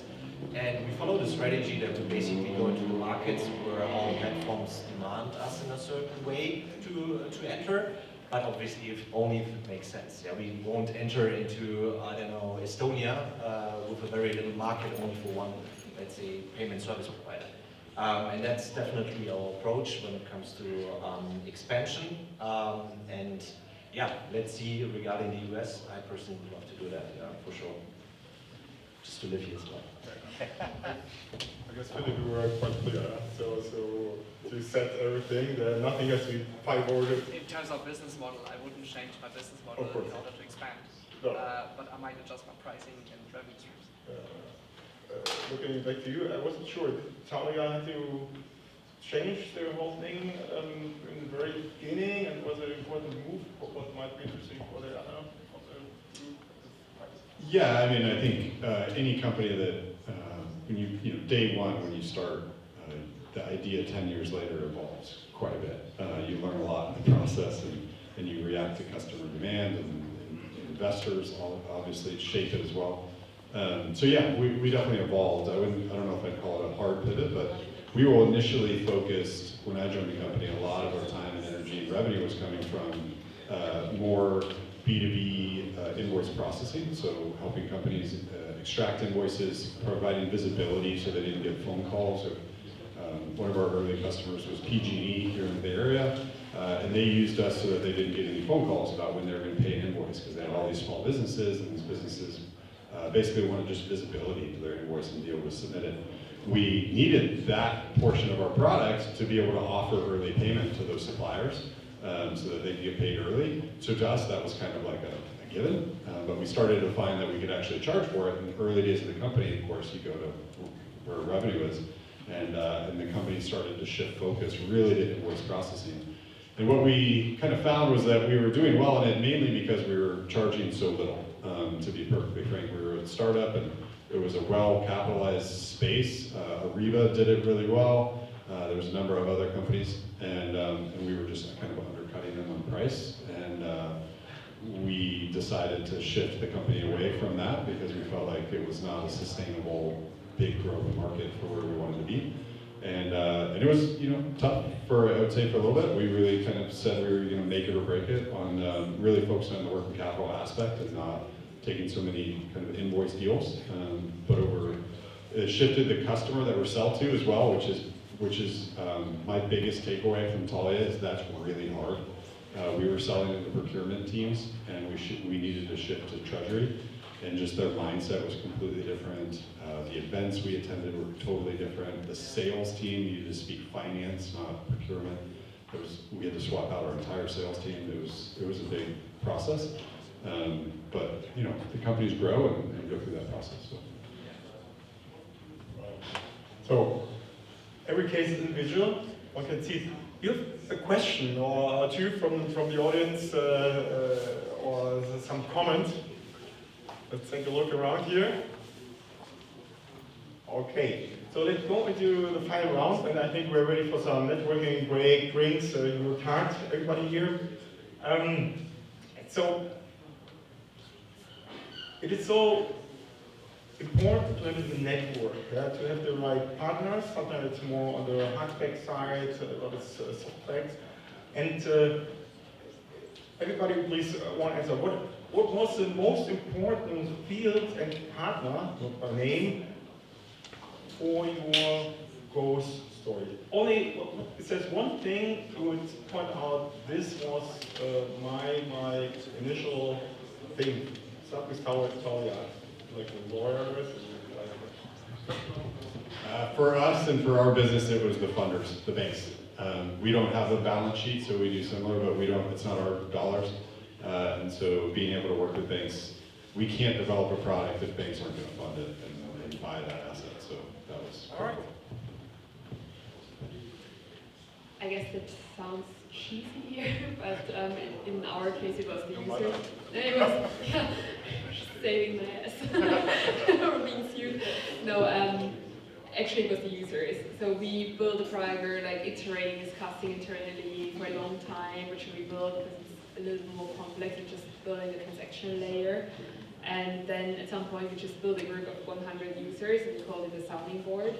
And we iterated each week the whole product based on Figma. So we were just like, my diary, like the whole first day was full of calls. I didn't even know what I will ask them, but I had calls in my diary in 6 weeks' time. And this was the biggest game changer for us, because confidence levels, but also quality of the product, because after we launched, we really saw that it was reflected in the numbers. We had really good retention and very, very good feedback from users. So I guess that was like probably the biggest game changer for us. But yeah. Yeah, I just thought about it, and I think for me personally, it would be definitely our fronting bank partner, because in Germany, business loans or business lending is highly regulated. So you basically need a fronting bank partner in a banking as a service setup. And they believed in us so much that they also provided us the first debt facility in order to finance those merchants. So they did not only the fronting, they did also the debt facility, and they believed in us so much that they also did an equity ticket, and did that already in 2 rounds, and chipping in also what they kind of earned in terms of revenue by being the fronting bank partner, directly reinvested into the equity and to the company. So I think that kind of put us on the next level, that we can now go out there and raise the next debt facility and raise not only a 20 or 25 or 30 million, but a 100 million plus debt facility in order to kind of get to that next stage and scale from there. We make our investors work. So I see a couple of, or most founders complain that the investors are not doing anything for them, but it's a full relationship. So we made sure we have full oversight about their portfolios and did aggressive cross-selling across their portfolio companies. So we pulled all investors into a Telegram group to keep communication much shorter. And we didn't, like, our investors were a crucial part of our business development. Actually, I didn't, like the first 2 rounds, I didn't raise like in a fixed way. I made fundraising and BD going hand in hand. And that was incredibly valuable. So we have over 100 protocol founders on our cap table, but they're all cool. Like it's all kept simple from an organizational structure, but we incentivize people to work with us and for us, and incentivize integration of our solution that way. So yeah, making investors work, and we also like try to shape that process down the line. So within our investor reports, we always have an ask in the end and special thanks in the beginning. So we acknowledge their help. So that makes them feel, oh, I also want to be thanked for something. So it makes them work even harder. That's good for you. And I think this is a unique opportunity because so many founders are ignoring that. It is doable, right? To be fair, I think Web3 in crypto works a little bit different. Also, to be honest, I think most funds within that space are much more immature than Web 2.0. But this is something you can actually utilize. Yeah, I do believe this is doable everywhere. But it is a poor relationship. You have to make it work for yourself. And it's not their task to run after you. So, thank you, everybody. Give him a clap. Thank you for your courage and your spirit and levels of stories, and make more friends. Maybe you find the right partner now while the networking. We go on in like 20, 25 minutes, so enjoy the time. So yeah, actually 30 minutes. We have a buffet open. Guys, please take a snack, dine with us, mingle with us, and later on, half an hour we start our second panel, ESG panel for today, which is exciting. Guys, enjoy.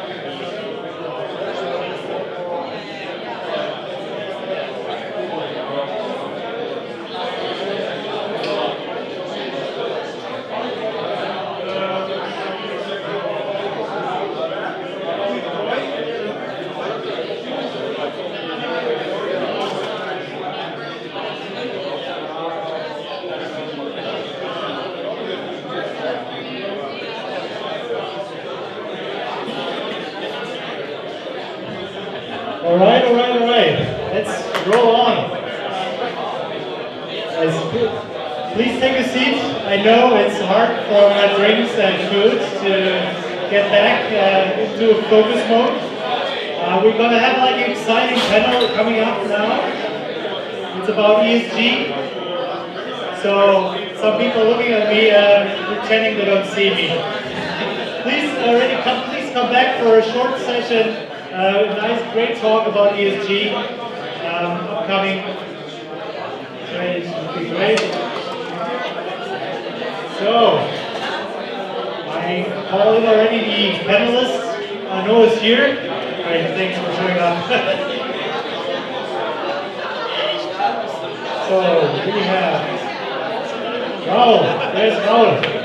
Raul, flat. Don't joke around, come on.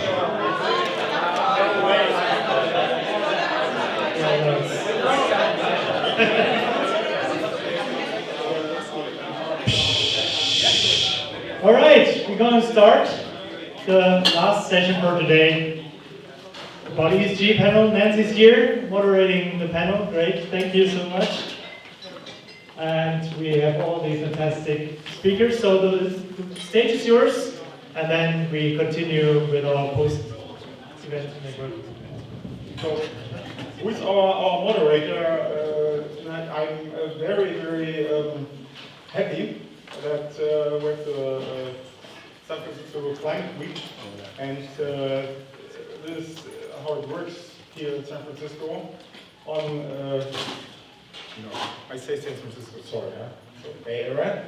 And we walked into each other on Sunday evening in the opening of this Climate Week, and Nancy is from here, but has also very strong European connections. And she's the founder and CEO of Connected.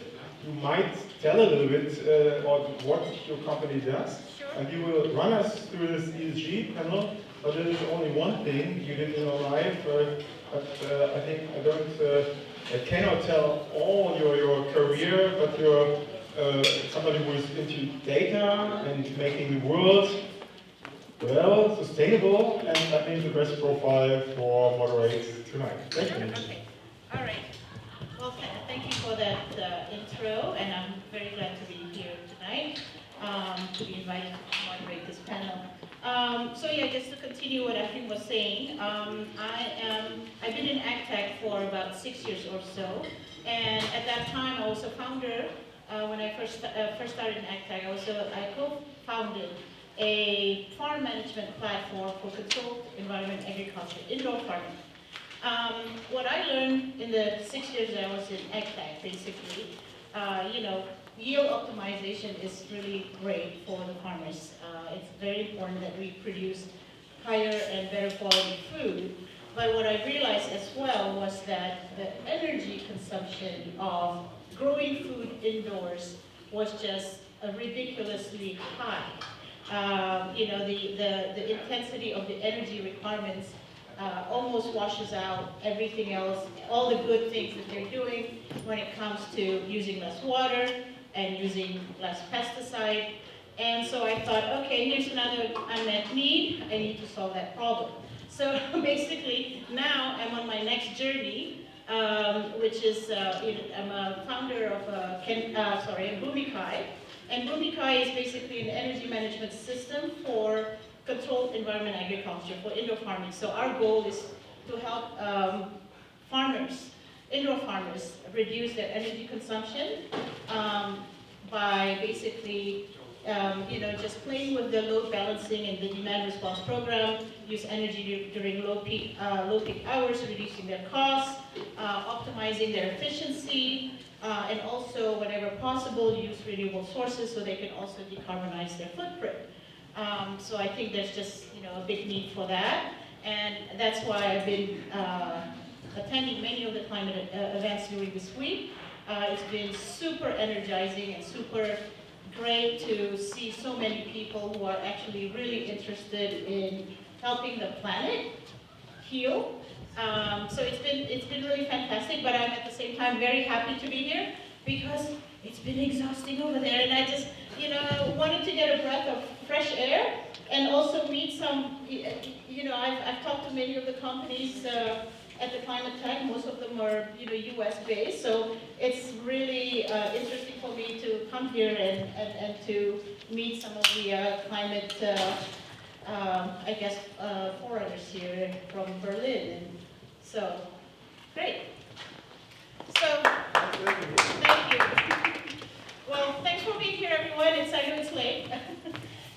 So I guess, I think most of you here have listened to their pitches, but I don't think we have heard from Arno, so I'm just going to kick it off with him for an introduction. And maybe for people who arrived late, all of you can give maybe like a 1 minute, spiel of who you are and why you're here and so forth. Arno. Hi everyone, thank you for having me. So my name is Arno, I'm the Deputy Head of the Innovation and Sustainability Lab of BNP Paribas. BNP Paribas, we are the largest bank in the European Union, and we want to be the most sustainable financial institution in the world.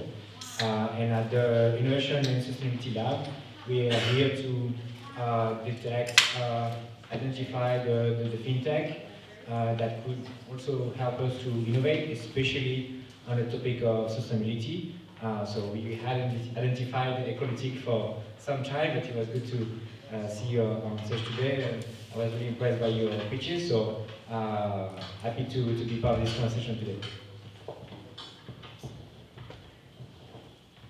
Yeah, Okay. just a quick, I think Quick there's some people refresher. here already. Yeah, so hi again from my side as well. As mentioned, I'm co-founder and managing director of Ecologic. Ecologic has set out to educate people around the world on their personal emissions when it comes to consumption.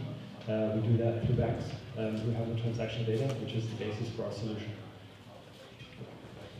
Hello everyone, I'm Rahul and I'm co-founder of Emission, and we're a B2B climate learning center educating employees with highly engaging content on climate.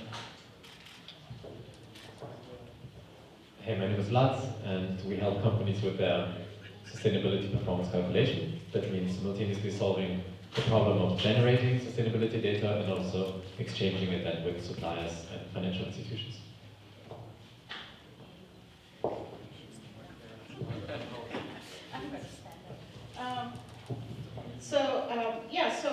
This is very appropriate, talking about ESG, especially during this climate week. I know that Europe is basically considered to be the vanguard of, sustainability, ESG, some of the new laws that have been coming into effect, like the CSRD, and so, how do you see, basically, what are the major differences, between the US and Europe when it comes to, ESG, and, Arno, as a representative of BNP, so can you share your perspective on this topic, and then do you also agree or disagree with the notion that the US is behind Europe in a certain sense? Yes, and again, yes, BNP Paribas, we're the largest bank in the European Union, but we operate in 60 countries, including the US. I am based in San Francisco. I've been based in San Francisco for the past 8 years.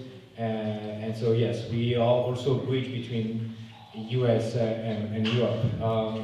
And so, not only we, I think we as Europeans are more advanced than Americans, I think in terms of sustainability. But like Americans, they don't recognize leaderships to anyone else about anything, apart maybe about sustainability to Europeans. And I think that's the case because of consumers. I think European consumers and citizens are more demanding about sustainability than Americans. And I was talking with the General Counsel of Germany. The benchmark is not to the average American. Even if you, for having lived in New York and for living in California, I think Europeans are more demanding about sustainability than Californians and New Yorkers. So it means instead as consumers about the brands, as investors, as retail investors, about the company they want to invest in. So that's the case for consumers and citizens. I think also the economy in Europe is less relying on fossil fuels like it is like in the US, in Texas, etc. Also, the political parties, there is less divide. I mean, first, I don't know so much about Germany, but for instance, in France, all political parties would be pro-environment. There's a Green Party, but there's maybe some debate about nuclear energy, but apart from that, extreme left or extreme right, they will all be in favor of environmental decisions, which is sometimes not the case here.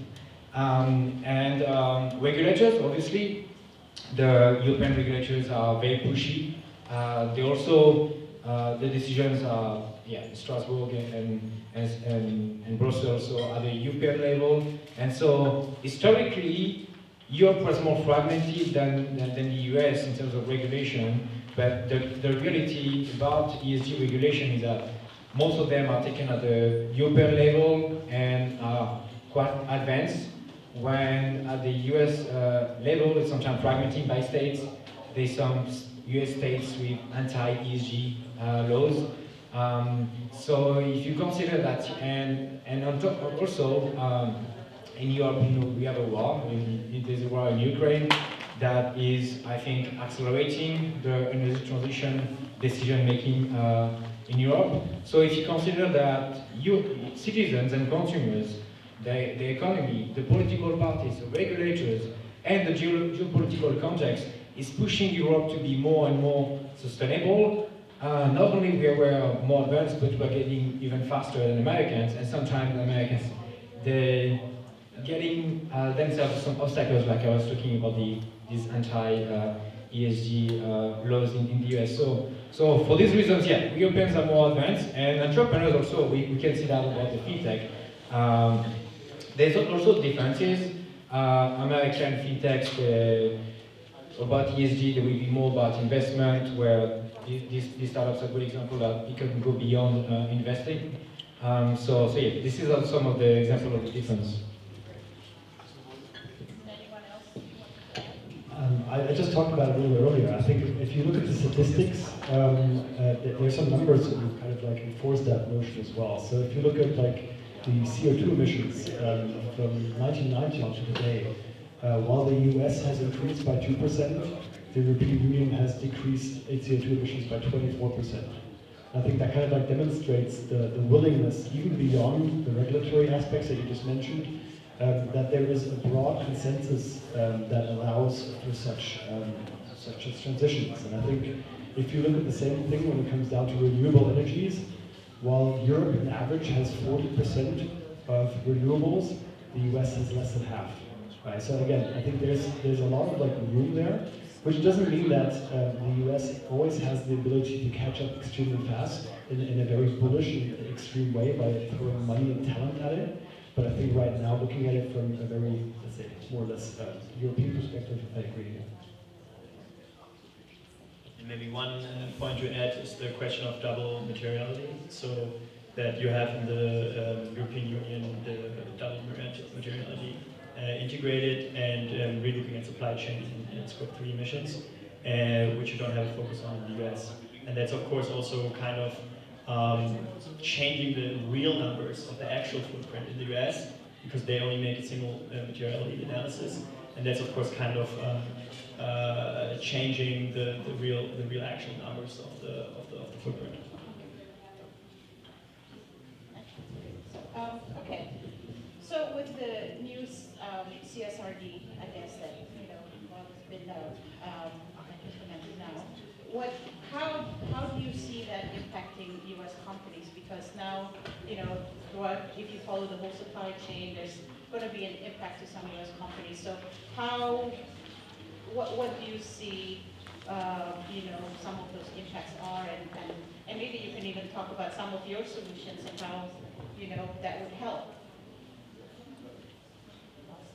Okay. Well, I think in general, looking at the regulatory aspects which have been evolving now, the EU taxonomy, for example, I mean, we've seen it in that one aspect that when we today provide cross-selling opportunities for banks, so when we see that a person, for example, is traveling a lot, and we would then maybe through the bank start offering this person an investment product which relates towards his, let's say, his motivation. for example, giving him an ETF for sustainable fuels and stuff like that. I think that in Europe, the banks have become extremely aware of the need to be very diligent when it comes to that. So if you look at a recent example of the Deutsche Bank broker, DWS, they had a big scandal when some of the, some people in Germany started suing them around that they're declaring incorrect information on investment products. So there's been a lot of scrutiny down towards what are we actually selling and how do we declare it. I think that's one of those things that it kind of like scares others off of going that path because they fear we're going to have the same amount of scrutiny coming through from the public, for example. So that's kind of like one of the impacts that we've seen so far. Yeah, so I think that the CSRD is in general is great because it really forces companies to do their non-financial reporting and which is then legally binding. So it's really like an accounting standard. So it's not just like a marketing thing, but they have to say the truth there because otherwise they're legally liable for it. And that of course puts a huge pressure on companies to actually change, right? Because not only does it matter in terms of regulatory pressure, but also in terms of the capability to refinance. So banks having now the goal to decarbonize their credit portfolios, actually now pressuring their clients and their companies to say, hey, if you guys want to make business continue to be able to give you good credits and good rates, you have to change your scores and everything, and you increase or lower your footprint, especially as one of the metrics. So it's really something where I think it's super interesting to see also how banks and companies can collaborate, where we as an education platform, educating, for example, bank advisors on the credit side to be better at advising their companies and their clients to be successful in their transformation.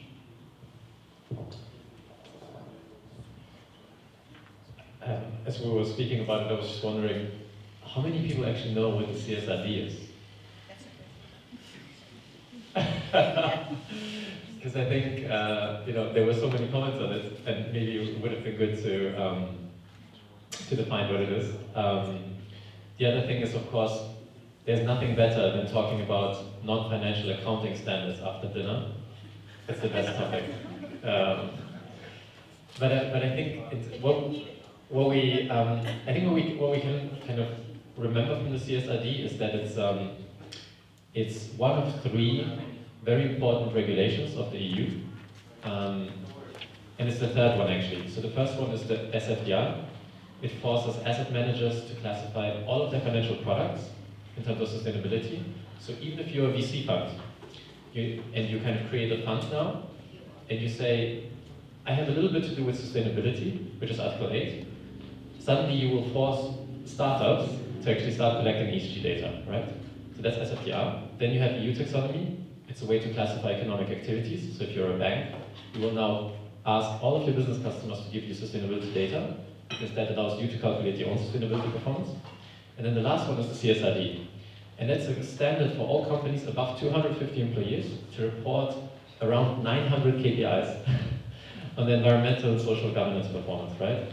And because, as the other panelists mentioned, everyone is always dependent on someone else, essentially the CSRD is the last step to completely introduce and normalize sustainability reporting and accounting in the EU. So that's why it's super, super important. And the way it matters for the US is that if you are a company doing business in Europe, you actually now need to comply with it as well, even if you're a US company, right? And as we saw with other privacy regulation, the US tends to copy-paste a lot of the laws that are made in the EU, right? And you have it usually implemented on the state level first. So for example, California has previously copied the the emissions trading scheme, right? And some other laws. And so you might expect some of this data practices to actually enter the US pretty quickly. So there was an article in the New York Times that around 10,000 companies in the US would already have to report according to the CSRD.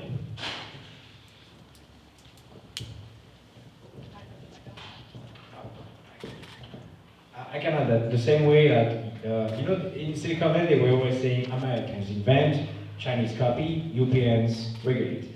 And I think it's even more true about the ESG. The only difference is that it used to be seen as an obstacle to innovation, as a way to stifle innovation. While I think these European regulations about sustainability are more driving innovations.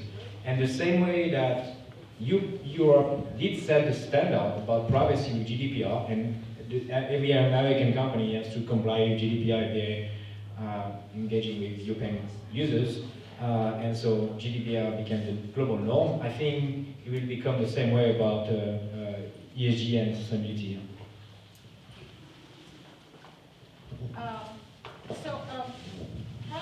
How do you view sustainability when it comes to what are the impacts to businesses? In the context of business, like is it especially in Europe and maybe also in the US? Do you see that as a burden for companies to follow? I think it kind of reflects what you just said. Ultimately, it is a burden, and I think the earlier you start doing it, the easier it's going to be. So I think for a startup, by implementing that right from the beginning, to be part of your original processes, is going to solve many, many problems down the road. So you've actually grown, and then implementing it post-growth is always going to be much more cumbersome than doing it at the beginning. So I think Atlas and others are providing like a basis to do so. So the earlier you start, the easier it is. Yeah, I agree. I think that it depends how you look at it, because you can also view it as a huge opportunity, right? So it has such big implications on your reputation and on client demands, as mentioned earlier, that if you position yourself towards subject now and you're really investing now, and you could view that as a burden because it costs money now to be positioned authentically towards the subject, it will pay off in the long term. So in that sense, I think it's actually a huge opportunity and chance for businesses to also contribute, of course, to the larger transformation which we want as humanity, right? So one side is the business side, and the other side, I think, is also the urgency of the subject that we shouldn't forget. And I think it's great that companies now can contribute to that and bring that sense of purpose also to their employees. I mean, maybe one helpful way to contextualize what's going on is the fact that we live in an economic system which is essentially market-based, right? So what is great about market-based systems? It's the way they optimize, the way they allocate resources, right? So instead of centrally planned economies where 10 dudes, usually dudes, meet in a room, they have all the data that the country can provide, and they try to figure out what to produce with how many quantities where. That's one way to allocate and optimize. And the other one is markets. So markets, how do they do it? There are a lot of small markets where consumers and suppliers meet. And every time you buy something, it's like a micro decision, like a vote of confidence that someone somewhere in the world has done something right. You approve of it. Given the quality, given what you see, you're essentially buying it. And you're encouraging people to do more of it. And if prices change, that's a signal to everyone in the market to produce more or less, right? Or separate. But unfortunately, our economic system optimizes as if there are no resource constraints, you know, as if we have infinite resources. And if you look a little bit at like living standards, right, if you take the Western level, we would need 4 planets, right, to sustain a consumption level if everyone would live like we. So there are certain planetary boundaries and certain also social boundaries that exist in this world. And the meta question of ESG is, how do you incorporate the consideration of those boundaries into this overall market optimization? And so far we still suck at it. You know, ESG is in its infancy, and the best we've come up so far is starting with a lot of different KPIs and just seeing a little bit what sticks, what actually gives us more explanatory power, what actually helps our markets optimize. And I think what we'll see over the next years is a lot of efforts, both from the private sector, from regulators, from academia, to first generate the raw data and then make sense of it, right? To understand really what's actually driving value, right? Like what helps me to protect also the financial value of a company, given my understanding of non-financial factors. It could be emissions, it could be the way that women or diverse groups are integrated effectively into workforces, it could be about human rights protection, it could be about corruption running, you know, there is definitely a link between financial and non-financial performance, but it's not well understood just yet. And I think there's a lot of opportunity in actually figuring this out over the next couple of years. Yeah, no, I would just add, yes, I think sustainability indeed is a responsibility, and indeed it changes a lot of things also in the way we do business. For instance, we have initiatives, many features where our banking users could see the carbon footprint of every of their purchase, etc. And when I was at Monitoring 20, which is the biggest FinTech conference, I was telling the other bankers, please copy us. We love to be the first, but for the planet, we cannot be the only one. We shared like a mapping where equality was on it, etc. So yeah, all the other players should do things similar for the planet, and it's not about having competitive advantage. It's good if we can be the first, but again, yes, we cannot be the only one doing the right thing for the planet. So speaking of marketplace and KPIs, how would ESG help companies identify risks and opportunities? Anyone want to take that? Is that a hard question? Sure, you can go ahead. I mean, ESG is essentially a risk assessment tool, right? It's the nature of it. And so when you look, it's just that before that, environmental, social, governance risk have just not been looked at. And so just this new way of looking at assets and really repricing assets and pricing in environmental risks, social risks, etc. Because now we start to see real impact from, for example, climate crisis, which has impact on financial performance or which has impact on also insurances, because bank insurers or banks say, if you don't make a proper ESG analysis and risk of your credit portfolio, for example, we're not going to pay you if you have high default rates, right? So they are pressured to really analyze their portfolio companies. And in this sense, it's just a really wider range of looking at risk management in general. Yeah, I agree. I think ESG is a good framework to identify this risk and to act upon it. So yeah, obviously for us in our lending portfolio, now there's more and more tools and solutions to actually measure the potential ESG risk on different dimensions and to rebalance the portfolio to recalibrate that, to also incentivize more climate-friendly solutions. And the same, yeah, we do subsidize lending to green projects, etc. So we try also to do our part in that financing part. We also have our own clean tech fund, so we also invest in a clean tech solution early stage. So indeed, yeah, ESG forces and helps us to, with this framework, to analyze how we can do our current business differently, and also to initiate new practices for better solutions in the future. Yeah, I mean, the good news is, the market economy is you're in constant competition, right? And so it's super interesting to think a little bit about how your ESG performance influences your competitive positioning vis-a-vis, right, other players in the market. And you can find like those links almost in every area, right? Like one super important thing to get right is obviously attract the best talent in the world, right? And if you look at the preferences of employees, you see that they want something with purpose, right? If you have a company that can authentically communicate a purpose, or at least being a responsible corporate citizen, this has a real impact in the talent you can attract, especially if there's a war for talent, right? And to be honest with you, like we are a seed stage company, we can't pay the salaries, that the bigger companies can pay, but we can attract, because of our mission, some of the best talent. So that's a superpower, right? Like in the market, and something that you have to use very wisely, right? If you look at another segment, like market share, right? There's a lot of consumers and customers that actually care. They actually will ask you for your data, right? If you, for example, I don't know whether you know it, but if you look at Pepsi and Coca-Cola, does anyone know how much water per liter of drink produced Coca-Cola waste versus Pepsi? No. But it would be interesting, isn't it? And if you actually look up those numbers, Coca-Cola wastes 4 times more water than Pepsi, yeah? For the same quantity produced.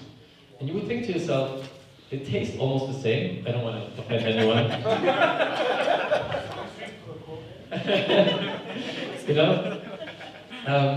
They taste almost the same. They cost almost the same. But I think we can all agree that kind of water scarcity is an issue. So maybe the next time you have this choice, maybe you should go for Pepsi. Yeah? I'm gonna get paid by Pepsi after this panel, by the way.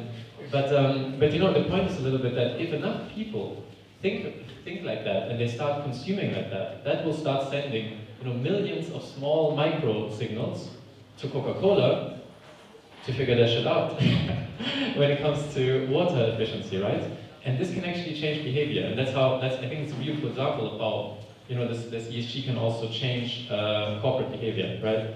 And there's a lot of those areas, cost of capital, regulatory risk. So I think getting the ESG performance right will yield a lot of small competitive advantages that can aggregate to something very significant over time. Yeah, before I pass the mic, because you talk about that, there's a great French app, it's called Yuka. Half of the French people use it, and basically if you go in a store, you can scan the barcode of any product, and you will have 2 scores. The health score, is it healthy, and the planet score, is it good for the planet? And half of the people who see that there's a bad score put the product back on shelf. And it forces many brands in France to work on their recipes to be better for the health, and I guess it will be more and more case for the planet. So the use case that you mentioned, or the example you mentioned, I think we can put that at scale with having a tool, and this tool is available in the US, so if you want to go next time in your supermarket and compare your products on health and planet score, you can do that with the app called Yuka. So why you it? So I think we have a question from one of the audience. I have to shout. Quick question. Yeah. Speaking of risk, how do you guys, maybe if you put that on the spot, make sure that the data that you're gathering is risk-free itself, right? I mean, there are bad players like VW a couple of years ago, right? Yeah. How do you make sure, and we can trust on those data to move forward, right? I mean, all of you, but because you're gathering the data, yeah. Maybe that's the first question. Yeah. No, that makes sense, and that's a really good one. Well, so there are a couple of things that help us with data quality. So one is that the EU has created a law that says that whatever you tell us, you need to have it third-party verified. So just like your financial accounts, need to be verified by PwC, Ernst & Young, whoever. Just like that, your non-financial accounts will also have to be verified by those third parties. So that's why you see a lot of those big fours hiring hundreds of thousands of people to actually do that. And because of that threat, in the first place, people obviously enter better data. So that's one thing, right? The other thing that we will be able to do over time is to algorithmically create peer groups for you. So whatever value you give us, you say you're a plastics manufacturer, right? And you have 4 tons of CO2 per employee. Well, if we have thousands or 10,000s of companies, we just create a peer group for you, and we actually benchmark you against that distribution. And if your value is 2 standard deviations, above or below that number, we can flag it at least, and if it's 3 standard deviations, we give you a red flag. And I think data science will do a lot to actually help weed out, right, a lot of those either consciously malicious misreportings, or sometimes people just mess it up. Instead of, like tons of CO2, they enter kilograms of CO2, and then you have 3 orders of magnitude off as a value. Yeah, I think there's a gentleman over there. 2 questions there. Yeah, so I have a question a bit on ESG in general. I work for a credit bureau for Experian, and you can say somebody has a prime or subprime, that the score is accurate. It's 800 or 700, I can give them a known or not. ESG is kind of a little bit controversial because Exxon has like 36, Tesla has like 27, and then Exxon look at like what they did in Nigeria Delta. There's like 2 billion worth of things that they went out and environmental damage. I'm not saying Tesla is good because now you're going to have a ton of batteries that you have to recycle. But I think you look at the whole picture versus, it reminds me, I'm kind of looking at like, I was in Germany, Berlin, 70% of the electricity comes from fossil fuel. The other 20% from coal, nuclear is almost down. So you look at that, even if you have the electric car there, you're still using fossil. So I think looking at the overall picture, and it seems like this is becoming more, how can I beat the numbers for big players to get into the right shape? Versus I think what you recommended is like, oh, let's look at the raw data. So because I know Pepsi has some plant in India, we're trying to improve that, making sure the water is recyclable and things like that. So I think right now it's not more political. It's like, okay, I want to have next World Cup in Qatar and FIFA. It's like, okay, that's right. Who pays most and who gets the best ESG number? I think we should kind of move away from that because I think I've seen a ton of companies coming up with ESG score, but what is that score? Is it a prime, subprime? Are you looking at the whole thing? Like Exxon messing up in South America or in Nigeria Delta, they're not clean. Okay, this question requires at least 2 bottles of red wine.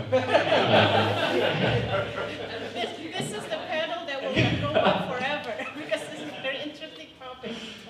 But I just want to try to make it super, super brief and just like maybe increase the awareness, right, of all the various dimensions that you actually just mentioned, because it sometimes helps us think about it then more constructively afterwards.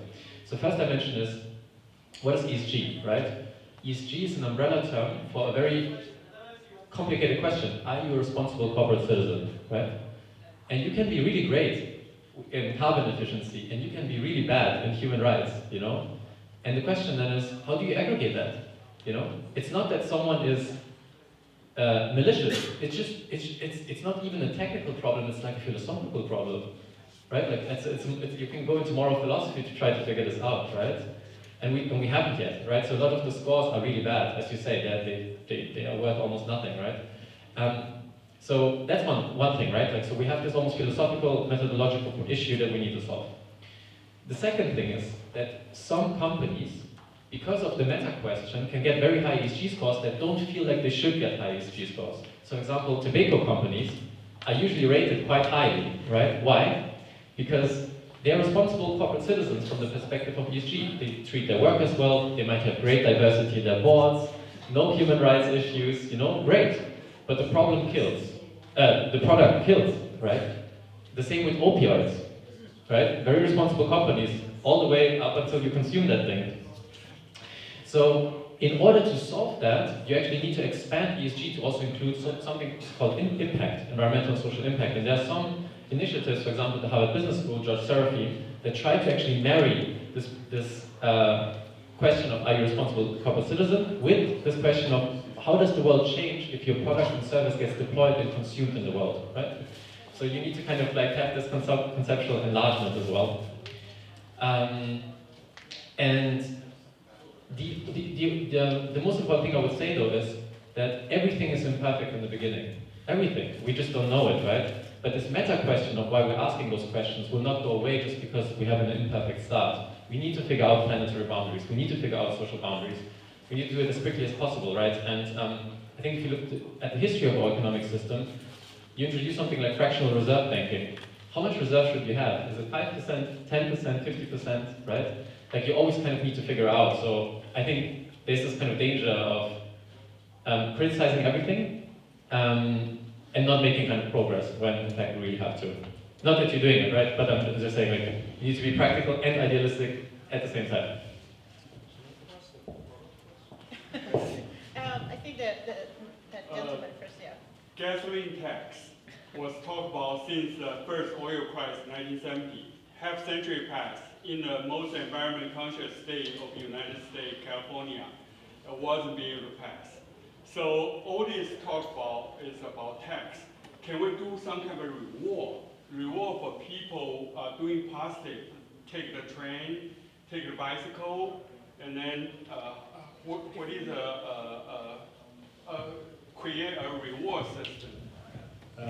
Very good question. So I think in theory, there's a lot of discussions around how to penalize on your emissions. I think the positive way of looking at it is if you have a methodology to measure how people are actually saving CO2 emissions, you can today basically plant something on your front porch, and you can take that and tokenize it and sell it off on the secondary market, right? So there is the possibility to actually take CO2 savings and sell them off.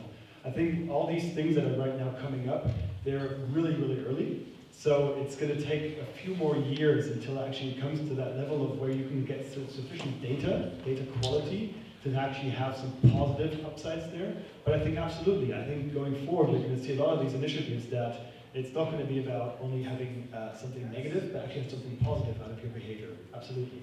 And I think back to the other question, when it comes down to how does a company also signal something positive, there's a lot of initiatives in there, maybe not perfect, but like we as a company, for example, try to become B Corp.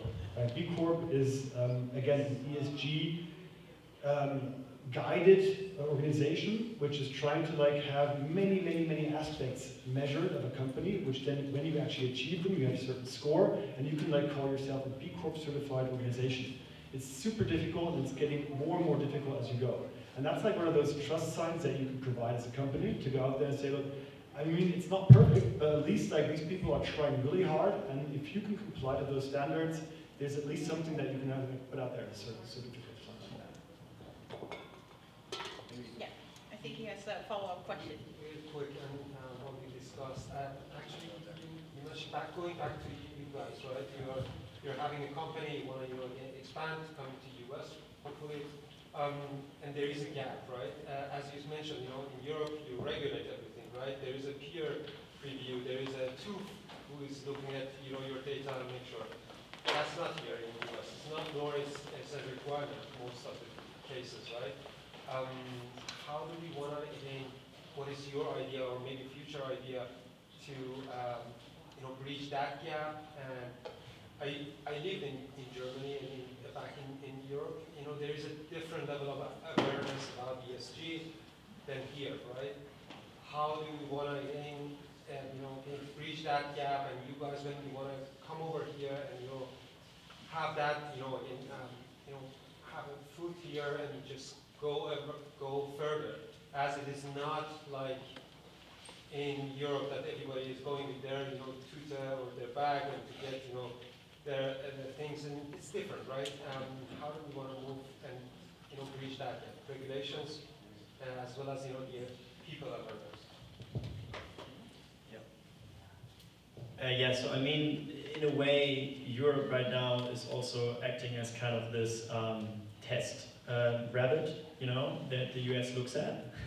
And it's like, does this work out or not, And so in a way, we have a lot of responsibility in Europe now that this works out. Because if it does, and if it shows also that it's economically sustainable long term, the US is going to orientate, and China as well, on that, There's of course already this kind of backdoor talks of Carbon Club to think about China, US, and Europe to become carbon neutral. Because you could make the argument, okay, if just Europe is doing it, it's not going to solve the problem if not everybody's doing it, right? So we right now as Europe, I think, have this role model responsibility to really inspire, for example, the US, and then it would be naturally easy to have also regulation copied or changed in here to drive that change. The second aspect I think that's crucial is to really think and work on attitude shift in general. And that's of course done through companies by creating awareness, creating knowledge, and really making it something where individuals understand that this is relevant for them individually. And that's two thoughts from my side. Do you want to add to this? Just maybe one thought. So, please keep it secret, But my great evil expansion plan includes targeting the self-interest of the private sectors, right? I think one of the most interesting things we do at Atlas is accumulate a lot of data on companies. Both the non-financial data, but also the financial data. We know exactly how much they raised, because that's sometimes important. We know the valuations, the revenue. And I think at some point we'll be able to drive a lot of very interesting analysis on which of those factors actually make a very material difference, right, to the financial performance of companies in terms of non-financial factors, right? There are super interesting data science models like synthetic control trials, right, that will help us figure out not only correlations but also causal inference. And I think at some point I will just go to all of the VCs and say, look guys, if you get the following diversity ratio, your probability of building a unicorn will increase by 5 percentage points. And I guarantee you, once we actually have very reliable data, this will actually increase because it's just self-interest. It's a lot of money on the line, you know? And right now we don't have those arguments. And so I think one of the best things we can do in the next years is actually understand that link and actually give people those arguments, right? And those will work independent of whether there will be stronger regulation or not. Of course, if there's stronger regulation implemented, that changes the economic incentives that people face and they will do it in any case. Continuation of the same thing. Is the data you captured is the public data or is that your customer data they are needing information into your environment? Yeah, so very good question. We work a lot in private markets, right? So there is no data to be scraped just yet there. So the way Atlas works is that it's your own accounting system, so it's your data, but the regulation in a way forces you to eventually make that data public, right? Because you only are compliant with regulation once you actually, you see also sustainability reports that are published everywhere, right? So it's essentially a disclosure, a public way to communicate your data. And the way it's done via Atlas is that you have your own Facebook page almost, so you say, push this data on this page.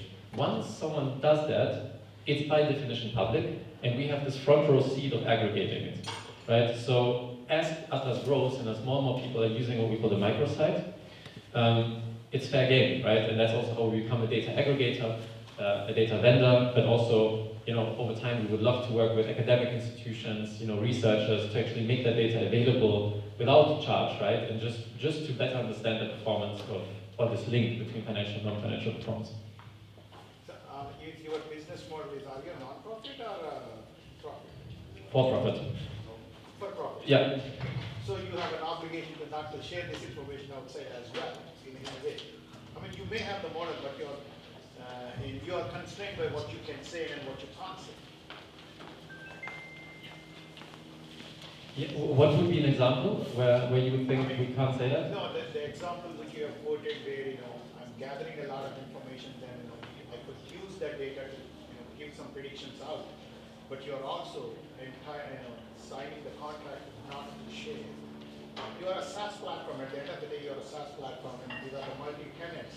They are using your platform to create the metrics for their own sake. Exactly. And now you are not allowed to use that data to create your own model. Until and unless there is a publicly available data, that's a different fact. Exactly. No, you're absolutely right. We would never use and process data that people don't want to have shared public. However, if you look at the regulations like CSRD, they force you to publish 900 KPIs. Okay. You need to publish a lot of data anyway. And then also we have developed another carrot to get data that is not published, which is that people love benchmarking.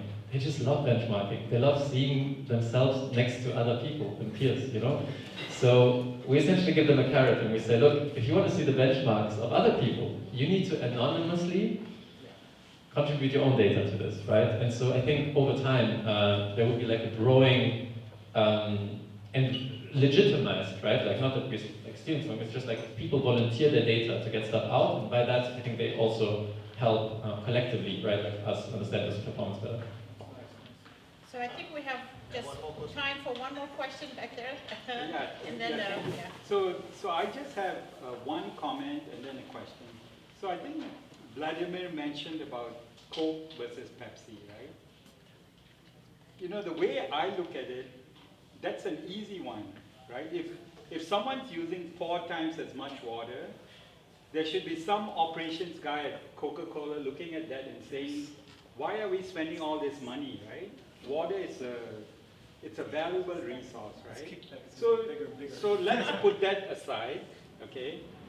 But I think if you look here, there's actually funds in the US who are railing against ESG. And the reason for that is they're saying that ESG costs money, right? There's a cost to doing these things, right? So my question to the panelists is, has anyone actually quantified that?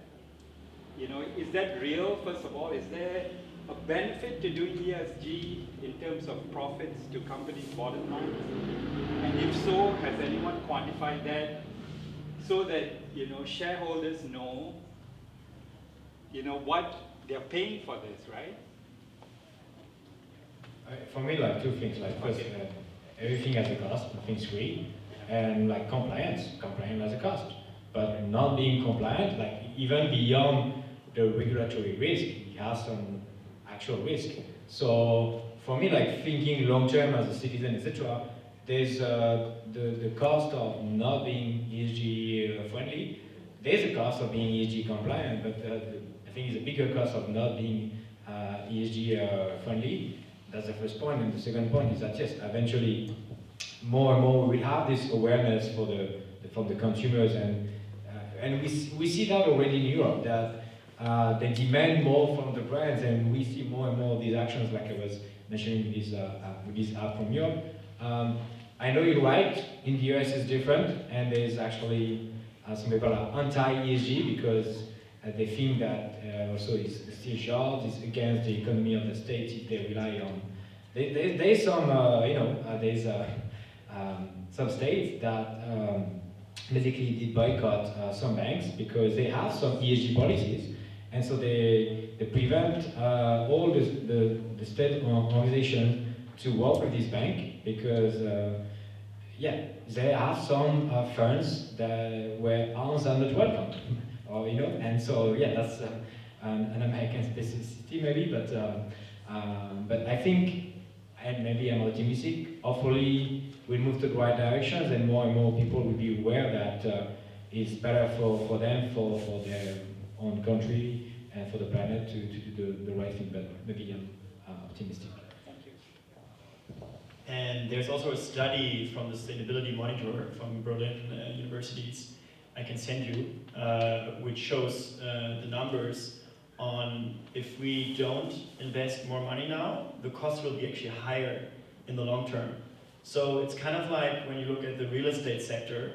I also been on a couple events where there was always like a question of, but we need to invest so much money now, it doesn't cost too much. And the problem, or the thing is, that there will be the kind of this tipping point where, for example, real estate assets will just lose in value completely if they are not considering ESG, or if they are, for example, not switching to renewables in their houses. So it's really just about this short-term versus long-term perspective that I think some people don't really understand, still don't understand. Yeah. Thank you. So I think we're definitely over time. No? Yeah, please.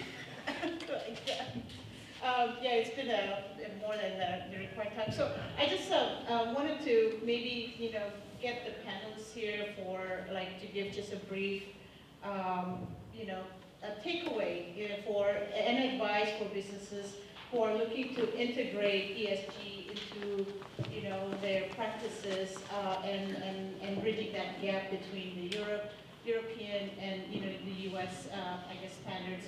What one advice would you give US companies who are looking to do that? And just a short brief so we can wrap this up, I guess. Yeah. I think it relates back to what we just said. I think in the end, the topic affects us all, at least in the long run. So I think the earlier we can start doing things about it, the easier it's going to be. And so when it comes down to each one of us on a company level, I think just understanding of how my company is basically being influenced by these factors such as reporting, by taking them up and they basically building a structure around that, I think it's going to be the first step. And from then on, it just evolves, and it's going to be a process. It's going to take time. It's going to be imperfect for quite a while, quite a long time. But I think not doing it is going to be the worst solution. the worst choice. So I think just starting off and then going from there is going to be a good shot. I think that investing now in it and reprioritizing it is super crucial. So I would take it really serious right now and would start investing in solutions like sitting here. So come from education to data reporting and really start taking it seriously to authentically position yourselves towards the subject, because it will be a competitive advantage in the future.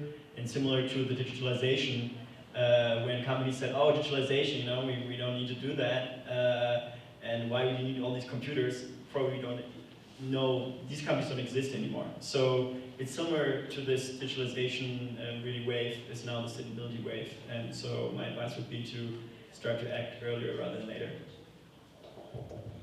And my point here is to come back to the previous panel where sometimes Europeans are too humble, and sometimes you need ambition to do great things, and Americans are good at that. And I think these entrepreneurs are great examples that, you know, historically we're saying, oh, what you see in Silicon Valley will come a few years after in Europe. I think maybe about sustainability is the other way around, and maybe these entrepreneurs are here to show the way to the American markets. They have great leading solutions, and for analyzing their equivalent or similar solutions in the US, we don't see anything better. So congrats to them, and yes, please be ambitious. We need you to be ambitious for the planet.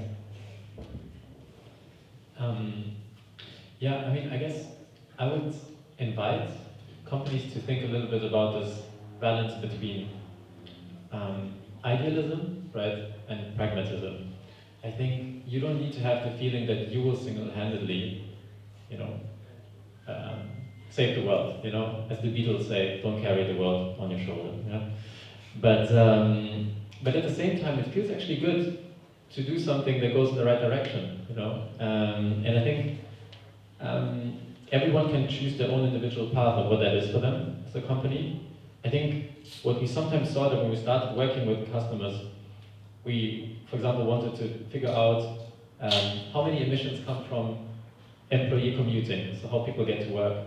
And they did a survey, and then suddenly you had a participation in that survey, which was completely voluntarily, of 90%. And people were like, we never had 90% participation, but it's just like, employees were kind of like liking the fact that leadership was taking some steps at least, you know?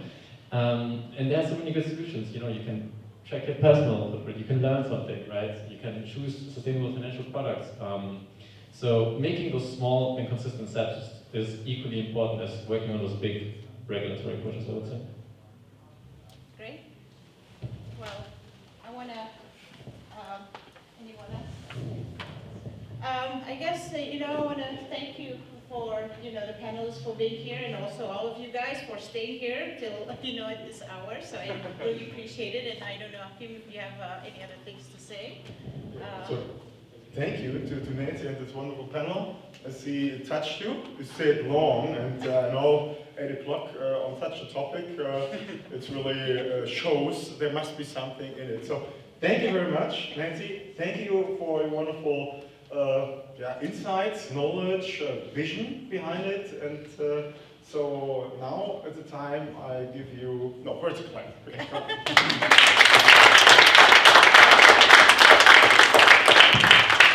And I have also this teddy bear now for Nancy. Here we go. That's a present from Berlin. And thanks a lot to Plug and Play, to everybody who helped here, and of course Alexandra. And I think this the closing words now have still some drinks, right? Their bars are open or closed? Close. Closed. Oh, no, we close our session, but no, the bar is open, so make it a little bit, and you're invited to have some more drinks, and stay tuned. Yeah? Thank you very much. We need golden music now. You can do it.